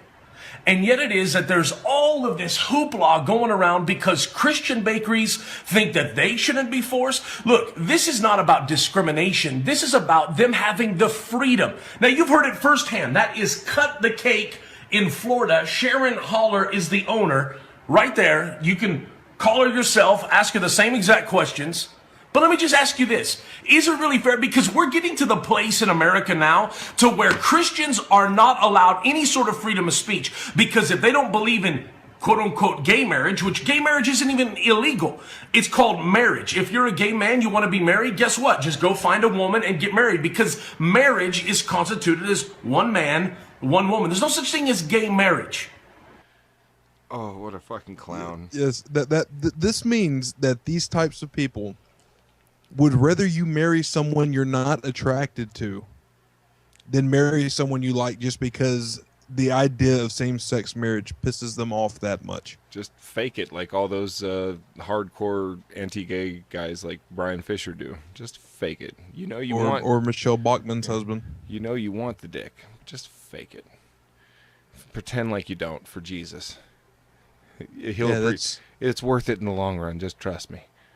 God, so all that about the sanctity of marriage and how like important it is to make sure that marriage stays like an intact union. You would rather people get married that aren't attracted to each other. It was the same. It's the same point that was being made earlier, where like they think keeping gay marriage, or Hagee thinks keeping gay marriage illegal will mean that like more marriages will happen, resulting in more children. Because if you keep it illegal, then gay people won't be gay. They'll just fake it or something along those lines. It's just absolutely fucking ridiculous. And does it get any better than this? Because I really don't. I don't know how much left there is, but right towards like the end, it shouldn't be too long here. He gets into delves like into just like wow, it just goes really bad shit. It's 2 whole fucking minutes. God damn it! Isn't gluttony a sin, by the way? Man. So, anyways, would I go to a kosher place, to an Islamic establishment, or to a Jewish establishment that does not want pork on their grill? By the way, kosher and Jewish is the same thing, you complete fucking moron. This isn't the part that's really all that important. I just wanted to point that out. He's like, if it's kosher or Muslim or Jewish, kosher is a Jewish thing. It means it's fucking basically blessed. We use kosher salt at my job, and I'm like, oh wow, it's like regular salt, except it's just been fucking blessed. Because they have to keep a kosher grill and force them to cook pork. So that now that they've ruined their grill by their own standards of religion, they would now have to throw that entire grill out, cost them tens of thousands of dollars because it no longer was kosher. No, that's a horrible fucking argument, because you don't go into a Jewish establishment that doesn't normally sell something and ask that they sell it. You won't go into a cake shop and ask for pizza, and when they don't give you pizza, you want to like, oh, well, this place just fucking hates me. Yeah. No, that's just not how it works. They don't carry it there. I don't go to fucking Pizza Hut and demand fried chicken, all right? It just don't work like that. Well, actually, they have like KFC Pizza Hut things that are... They do. I was just thinking about that. Man, that sounds good. I had too much beer. Making me hungry. I got some Chinese food waiting for me when I'm done with this shit. Goddamn low man. Oh, can I take your order, please? That's the. It's not racist because I give my dog that accent because it's a Japanese breed. So whenever he's like chasing lizards in the backyard, I'm like, oh, fuck you, Godzilla. I get you. Fuck you. Fuck you, dolphin. Fuck you, where? Goddamn. I fucking love Shiba Inus. I didn't even know what they were before I met my girlfriend. She's like, oh, Shiba Inus are the best. No, I totally agree. Although I still prefer adopting. That's if you need a pet, adopt. Seriously, and spay or neuter your animals, please. Because overpopulation is only good when it's a human thing. Yeah. When it's critters and varmints. Varmints and critters. Like who was it that said? Oh, it's Romney. Romney is like, look, I've been hunting many times, and then he corrects himself when people say they're not into the killing of animals. Not big game, small things, rats and rodents and varmints and such. Piece of shit. I wonder if he was wearing his magic underwear at that point. All right, let's finish this. Really? Have we gotten to the point in America where the left is so open-minded that they're closed-minded to anybody that doesn't agree with them? Or is America big enough for different points of view? If it's a Christian-owned bakery, they cannot be forced. They should never be forced to do something that violates their Christian principles. That's not American. They have the same freedom of speech as anybody else. We gotta wake up, America, because soon, if somebody preaches against gay marriage, and I love gay people, for me, this is nothing against gay people. For me, this is about religious freedom. Or else they're going to be ripping pastors out of pulpits, closing churches down because somebody preaches a message out of Scripture that does not agree with the homosexual lifestyle, and next thing you know, whoom, they're in jail. Whoom, they're in jail. He's about to get to it. DJ. Oh, it gets better than that. He amps that up. He looks like he's holding an imaginary hot dog. God, he owes Joe money for stealing his haircut.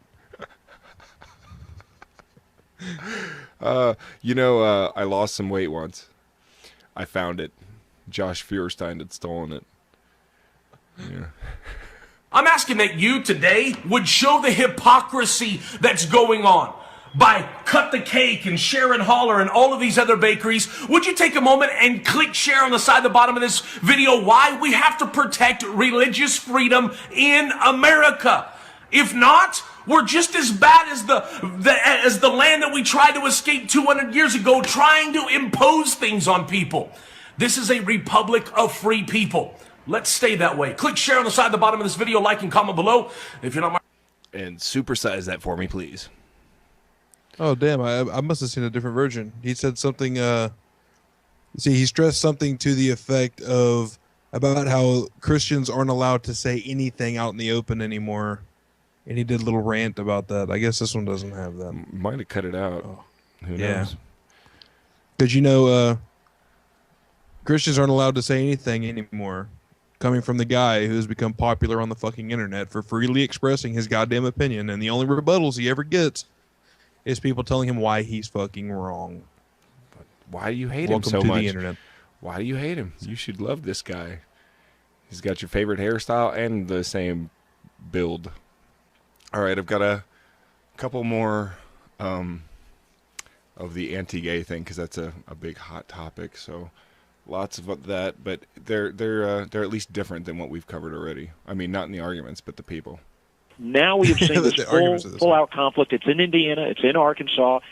But, Tony, we have seen now, you and I have both seen, we have seen these small business owners. We have seen these bakers, these florists, these photographers that simply don't want their government forcing them to participate in a religious ceremony, in a wedding ceremony that contradicts their religious beliefs. And as a result, they have to choose. Are they going to pay thousands of dollars in fines? Are they going to have to close their businesses? Are they going to contradict their religious beliefs? And unfortunately, the national media is not covering that aspect of this story. They're really not focusing on the real victims of discrimination in all this, which are these business owners, these individuals that simply don't want the government to force them to contradict their own religious beliefs. Whereas it's okay for the government to tell people that they can't have the same rights as the religious people. That's where it's okay for the government to sneak in there. See, it's the same fucking thing again. Now you're getting equality, TJ. Now you're getting it. Jesus Christ. Equality means I have the right to squish your equality. That's true equality. My rights outweigh your rights simply because I add religious to the beginning. So my rights are special, super special, and they supersede your rights because mine are religious rights. And as Glenn Beck would point out, you have to prove how religious you are. You have to prove that you're a super, super dipshit in order to truly get away with it. Otherwise, you're just a bigot. Yeah. Yeah, that's great, isn't it? To be that. I wonder what life is like to be that stupid. And you know Bobby Jindal being like a freaking like darker skinned. I mean, he certainly looks white in that picture, but I'm sure they fucking photoshopped the shit out of it. He's a darker skinned Republican. I'm sure he's gone through a lot of fucking like discrimination himself, and yet he has to toe that fucking party line of, you know, oh, well, you know, we gotta hate on somebody, and as long as it's not me, we're moving in the right direction. Yep. Thank you. Come again. Yeah, I mean, that's absolutely right. You are absolutely correct. The media has ignored that. They've tried to make this about people who will not celebrate same-sex marriage. Nobody under RFRA can be denied a same-sex marriage if it's legal wherever they live. What they can't do, well, I mean, they could do it, but the people, the baker, the florist, or whomever is involved in that, can use as a defense if the government's involved, saying, hey, I can't participate in that because it violates my religious beliefs. That's all this creates. It doesn't force anybody to do something. It simply protects someone from being forced to do something. So he would also obviously support like a Muslim guy saying, I don't want to, like, as a cashier, ring out bacon if I work at a place that sells bacon, right? He would totally stand up and make such a big fuss about that guy's religious rights and not forcing him to do something he doesn't want to do. Right? Even though part of the reason you taking the job includes doing that. Part of opening a business to the public means you serve the fucking public. Yep. And part of the public are people who you disagree with. Either morally, politically, religiously, whatever. But if you serve them, that doesn't mean you get to discriminate and choose which ones. This is kind of the whole point of like civil rights and everything. Otherwise you're going back to like, well, I don't like them black people, so we don't serve them here because it's my right, my religious right, because I'm, you know, that makes it better somehow. Yeah, and again, it doesn't matter if you support gay marriage or not. We're not saying you have to support gay marriage. Don't give a shit. Really, we don't give a shit. But you don't get to discriminate against gay people. Just for instance, if you're a racist son of a bitch and you don't like, let's say you don't like Jews, you don't like blacks. Okay, that's your business. I can't stop you from being stupid. But you can't deny them fucking service. The same service you offer anyone else. A lot of these people have been repeat customers. They've bought birthday cakes and shit, and that they've made those cakes for them. And then when they say, no, now we're doing a wedding cake, then they're like, now I'm not making cakes for you. I mean, Jesus, how much... It's like on this one point, I won't... And what is Jesus? Jesus going to send you to hell to burn forever, the lake of fire, because you made a fucking cake and made some people happy for a day? Is that enough to condemn you to hell? Is that a sin on your behalf, just making a cake for people to have at their ceremony? No, That's TJ, enough? By making a cake, you were saying, I absolutely agree with everything you've ever done in your life, including your union with your partner. Jesus. It's almost over. That's right, and it gives them a defense in court. I mean, they still have to. They could still go to court and have to make their case if somebody decides to do that. And the reality is this: in this entire debate, what has gotten missed is that it was a bipartisan effort. And when conservatives were asked, we voted back in the 90s when this law was really discussed. Let's be clear, when it was being discussed, it was really about protecting religious minorities, other religious minorities, and conservatives and evangelical Christians and others voted for this law. But now that evangelical Christians are the ones that are being discriminated against, the left does not want to accommodate them in the same way. And what's really, I think, underneath all this is the left preaches tolerance and diversity and openness, and that's true unless you disagree with them. When anyone else gets any kind of equal rights to Christians, they immediately consider it an affront on their rights. Yeah. Like, oh, you want to put yourself on the same level as us? Oh, well, hell no. You can't do that. It's okay if you want to be, you know, we'll allow you to be below us, but you can't be the same as us. That's not true equality, because we have religious rights, which makes us more special. And there's more Christians in America, which really gives us some power and shit. It gives our arguments weight, because a lot of dummies out there will believe it. Great. That's it for fucking dipshit Tony Perkins and Bobby Jindal. What a Dumb and Dumber that is. Yeah, quite the pair there. All right, one more on this, and then we'll hit the last nerve. Well, the media went completely over the top this week as big stories like Hillary's emails, Iran, terror on the globe have been basically pushed down in the news columns in favor of stories about a small-town pizza shop that many in the press believe is totally immoral. Why? Because the owners of that pizza shop support the Religious Freedom Restoration Act, and because of that, they now have to close their doors after they've received death threat after death threat. Joining us now is Fox News contributor Tammy Bruce to sort this out for us. Tammy, it's great to see you this morning. By the way, they received like $1 million also. If you wanted to give me a few death threats and then $1 million, I'll take that happily. Yeah, and also they had to close their doors. Oh yeah, had to. They didn't have a choice in that. That wasn't their no decision. option. They hate gays. In fact, we shut them down. The pro-fag government done shut them down. There is a kicker to this. Do you know who this woman is? No. Okay, there's a kicker to this. Watch. Thanks for having me. Unfortunately, another case of the mob and kind of taken over the situation here. Well, I guess what bothers me is the idea that if you support the right of religious minorities to dissent from the popular view on something, that you're somehow a bigot. I mean, I'm not anti-gay in the slightest, but I think that people who don't want to attend gay weddings shouldn't have to. Well, look, That's okay. You're not going to find much of an argument against that. Exactly. That's such an, like, nobody would disagree with that. I think we can't dismiss the fact that we're coming up to another election. That's how the left views it. They did not have a good election last year. They never have a good election in midterms, like ever. Your opening noted that a lot of important stories that embarrass Democrats and liberals have been pushed down by a narrative, once again, that people of faith or conservatives are bigots. It's been about being racist or sexist. You see all this war on women, everything else. Are you ready for it, Drew? Here it comes. But for me, as a gay woman, it remains shocking that you sit back and you watch this frenzy like a wolf pack going after survivors in a way with like a pizza shop. And if there's... She just called those fucking pizza shop people survivors. So here we are. We were talking earlier about the gay people who are totally Republican and conservative, and there she is. Oh my God, what the fuck? It's yeah. So she's sitting there railing against the people that want to give people like her rights. Yeah, and she'll probably be like next week. She'll be on like a new Fox panel with SE Cup, because the SE Cup does for conservative atheism what this lady will do for gay conservatives. It just doesn't make sense to go against your own self-interest like this. Like, to be like, look, I'm fiscally conservative or socially conservative in a lot of ways, but at the same time, you as a gay person should be in favor of gay rights, like across the board.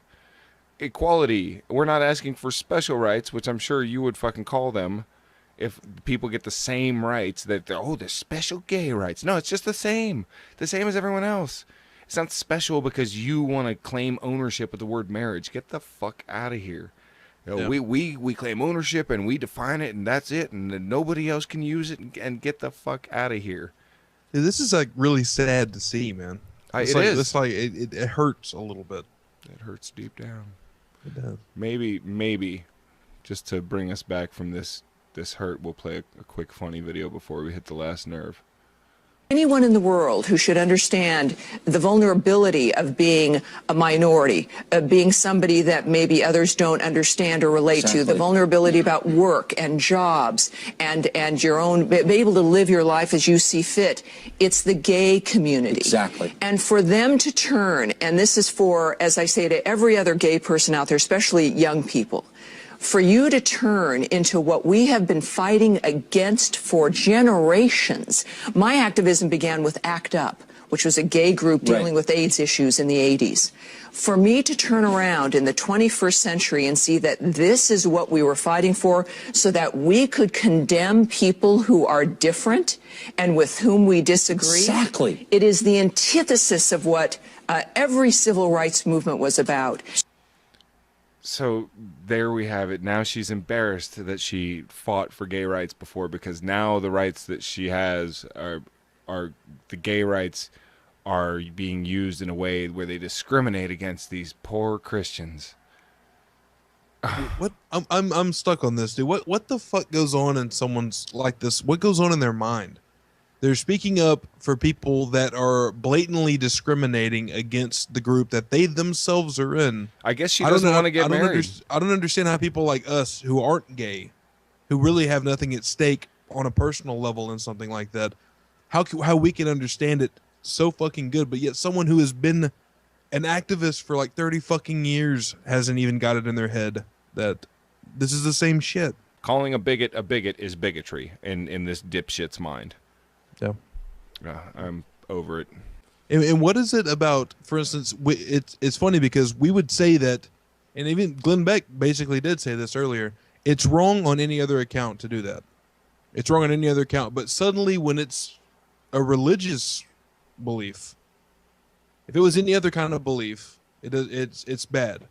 But as soon as we call it a religious belief, it somehow gets a free pass. Oh yeah. What is the fucking difference? It's a dumb, irrational belief. All right, one quick fun one, and then we'll do the last nerve. Drew seemed to enjoy this one very much.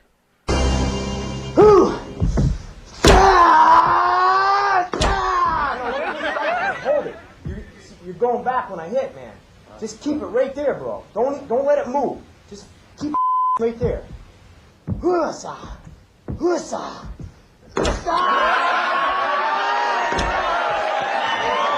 Husa. You're going back here. You can't move at all, bro. I mean, you can't. See how you moved a little? Your foot went back a little? All right. Husa. Husa. Husa. You didn't move at all. that part. He's like, you're moving, bro. This isn't working because you're moving. That's the problem here. That big-ass dude is holding that thing, and that last one, he didn't move at all. It's like, dong. He's like, I didn't move, man. This thing still didn't break, boss. I don't understand what's going on. He's got his little outfit on. You see? God damn. That's you, TJ. All right, I replaced the other guy with a pair of cinder blocks here. Much better. I was thinking straight finally after... wasn't quite thinking straight after smacking my fucking head on a bunch of wood for a while. But now I'm thinking straight again, so I decided to use these fucking cinder blocks here to prove that I can really break this shit with my forehead. Watch. Oh my. Uso. Yo, he almost had it on that last one. Yeah, almost broke his fucking neck. Jesus Christ. Okay, I appreciate that, TJ. That cheered me up. All right, I'm glad. We haven't really pimped the Patreon too much tonight. So here at the end of the show, please do consider, at least check it out. Check out the rewards. You might be interested. We're doing a Patreon-only show on 4/20 this month. That should be entertaining as fuck. But we really do appreciate it, all of you. Monkey Fudge. Totally. There's a whole lot of you guys. You know, Brian and Misty. So thank you guys all. We really do appreciate it. And now, done pimping ourselves, we move on to the last nerve. Now, this is someone we've not covered before, but we know who it is, all right? Really? Oh, man, I'm excited now. I don't know what to expect. Here we go. A new data point has emerged this week to support the common perception that men just aren't funny. Trevor Noah, the comedian who was chosen to replace Jon Stewart on The Daily Show, has in the recent past tweeted some very unfunny tweets. That proves that men are unfunny. Totally. But you totally know, does. You know who's really funny? Rebecca fucking Watson. Yeah, she's hilarious. You know why? Because she doesn't have a penis. So, because that penis drains you of all your humor, obviously. Dude, this video is basically about her shitting on Trevor Noah's tweets from the past and saying that they're not funny, so therefore he's not funny, therefore men are not funny, and she can jump on that bandwagon because I guess if a chick wasn't chosen to replace Jon Stewart for The Daily Show, I guess is the direction she's going. Whatever you do, more stunning logic. Don't fucking share an elevator with this woman, and whatever you do, don't fucking offer her any coffee or anything like that. And if you really did mean anything more than coffee and you were sexualizing her, go get yourself checked out. Because seriously, something's wrong. This is your idea of like an irresistible woman. I'm not trying to. I'm just saying, like, you know, Jesus. Now, before some of you men out there start getting offended, please note that my first sentence was an ironic comment on the actual fallacious misperception that the entire female gender is not funny. Oh, no, not the entire female gender, just you, majority, you. No, she got us because she's like, it was meant as an ironic thing before you get all offended. Too late. We were already so offended, but obviously, it was meant to battle this perception that women are not funny, and we're getting this from the most bland, milquetoast feminist that there's ever been, who got her fame from shitting on some poor random dude that had made the mistake of trying to be nice to her or hit on her. That perception being put out there by people like Christopher Hitchens. Of course, now me having to explain. I'm not anti-feminist. I'm anti-stupid feminist. I'm anti-stupid feminist arguments. There are actual inequalities out there, and I'm fine for like addressing those. But the idea that like you're gonna go after some dude's tweets and then claim that men aren't funny in order to make a point about how men say women aren't funny, that's just stupid. At that point, you're dumb. The kind of feminism that I support is not the type that we're looking at here. The type of feminism I support, Steve Shives has a really good thing that he says about feminism, where he considers himself a feminist because he doesn't think assholes like this should be taking the label. Okay, you know, I can understand somebody coming from that, but if you're getting in this Anita Sarkeesian, that sort of shit, I'm sorry, that's just absolutely fucking retarded. It's actually just as bad, really. Like going. They're like, oh, men hate women, so the response is hating on men. It's the same thing as like, well, Christians hate gays, and then gays hate Christians. It's that same kind of like back and forth. The argument can be used either way, I guess. There are good feminist arguments out there. There are good feminist points and statistics to prove certain things, and there is a wage gap. It's just not nearly as much as it's made out to be by people like this who really don't care to. Obviously, they don't care about facts or really other people in general. They care more about their views, which is obvious from how she got her fame with that crazy video about shitting on some poor dude in an elevator for offering coffee. I mean, I just can't get over that shit. I will never get over that. And she hasn't changed one fucking bit. To you is another data point that, you know what, I don't even know if I'm being ironic or not. Anyway. Wow, that was hilarious. That little cut frame there was, whoo.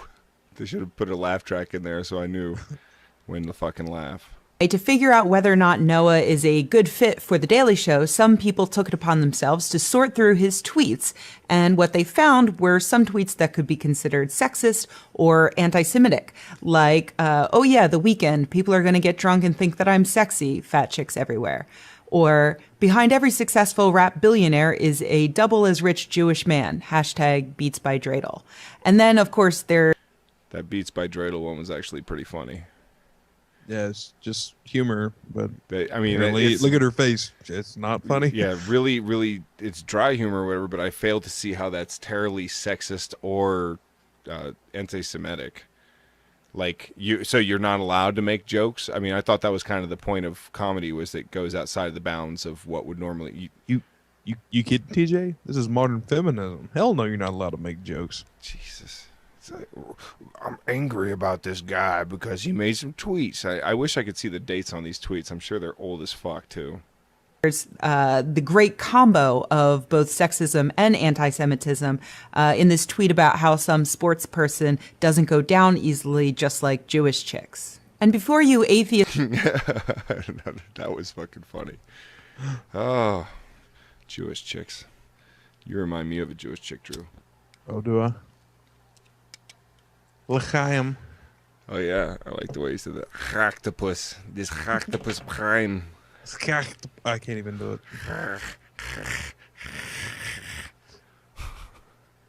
Sounds like someone's going down.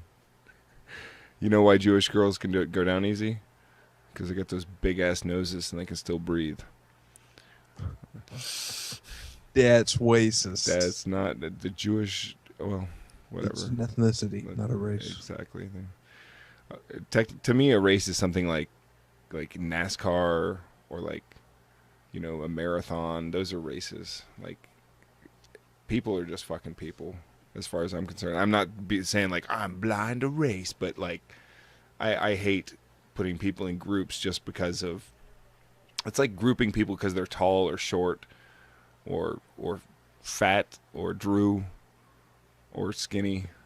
Fat or Drew. We're not the same. Fat and Drew. Fat and Drew.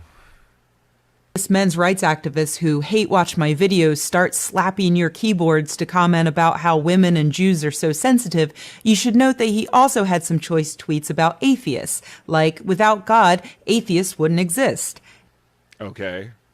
Ouch. It's still, that's not even a joke, really. That's just like something you read off of fucking, like a retweet from some stupid church Twitter page.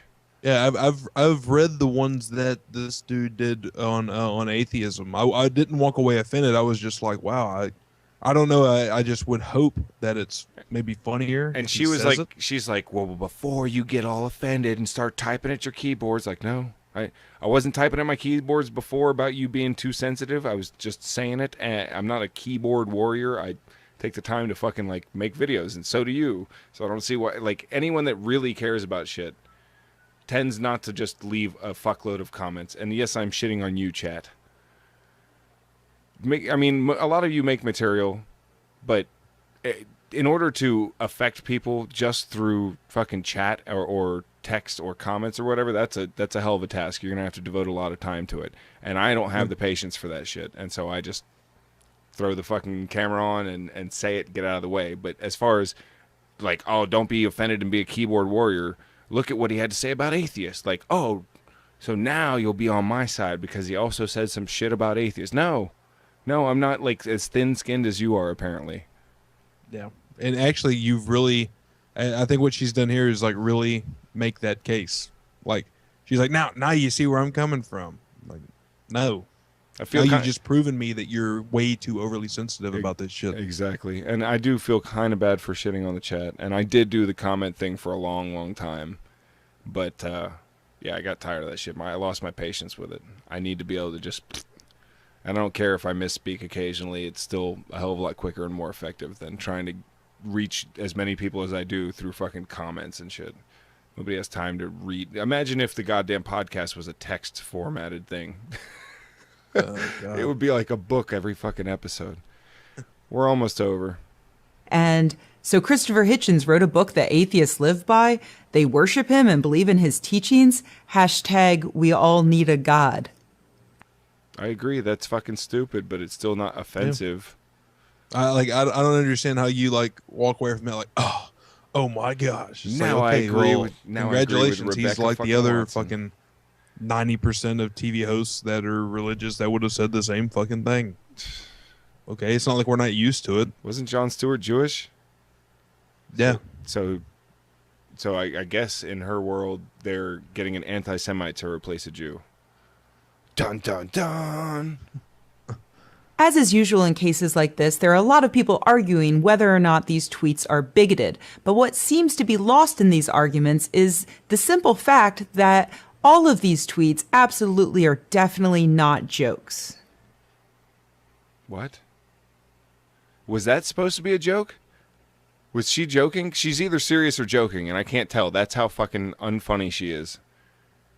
Like, that was that meant to be a joke? I can't tell. I'm asking you. Because she said it in like an ironic way, but it was so fucking unfunny. Yeah, I think what she was getting at is when she's saying that they're not jokes, she's saying that they're not funny. They're poor excuses for jokes. God, Jesus, she's such. Yes, you want to talk about dry? I mean, like, whoa. This is so. How can anyone watch this shit? I should note that Noah has claimed he's changed a lot in the 3 or so years since he's tweeted some of these, which makes the rest of us have to wonder, how long does it take a hack comedian to turn into a good comedian? We may never know. Oh my Okay, fucking. That was an attempt at a joke. That she's trying. She's fucking talking about how bad someone else's jokes are, saying they shouldn't even be qualified as jokes. They're so unfunny, while delivering that shit. I'm sure she had to cut out the part of her giggling at herself, at her wit. Oh my God, this is the last nerve. I can't do any more after this. A lot of people feel bad for Noah because, after all, what comedian hasn't made 1 or 2 bigoted tweets in his life? And that's why I'm actually one of the people who is not agitating for him to be fired from The Daily Show. Because it's true. What hack comedian doesn't make sexist or racist jokes on Twitter? That's the problem. Not just Trevor Noah, but the fact that we have an entire culture of shitty hack comedy where people still think today that it is edgy and cool to make really bad jokes about marginalized people. Like, we do that all the time. That's pretty much the basis of the goddamn podcast. Except for it's not really marginalized people. That's kind of the point. It's people who think they're marginalized. Like Yes. Christians, like, oh, we're such victims. Like Rebecca Watson here. Oh, she's obviously just so trampled upon. That poor woman. Look at her, just sitting there in a posh chair with a bunch of books behind her, and her, I'm sure what. She's got a bunch of fucking people that view and nod their head, and it's not good enough. She's got to say the problem is that we have hack comedians who still think it's funny, and it is fucking funny, by the way. It's hilarious. I'm sorry that your sense of humor. I mean, dry humor is one thing, but this is not even. This is nothing. No, I wouldn't. That's goes way beyond dry humor. Like if you, how do you look on this and just be like, oh, wouldn't the world be so much better if the world was full of these kinds of people? I would never want to live in a world where we're that PC and fucking. We can't laugh at stupid shit, stuff that's not fucking nice. I would never go up to gay people and call them a fag and stuff, but I could call TJ a fag. That's right.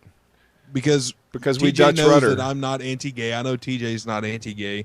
We support gay rights and stuff, but I mean, that's a huge I don't know. I don't get into all that. Can you imagine? Can you imagine years in the future when she's living by herself in some house, and then the neighborhood kids are all terrified of old woman Watson. She's like, stay off my lawn. This is misogyny. You boys playing on my lawn is triggering my feminism. Oh, the triggers. Oh, shit. All right, guys. It's been a fun show, but all good things, it must end. I appreciate everyone showing up, sticking it out, being patient. Thanks, and we will see you next Tuesday. Later, everybody.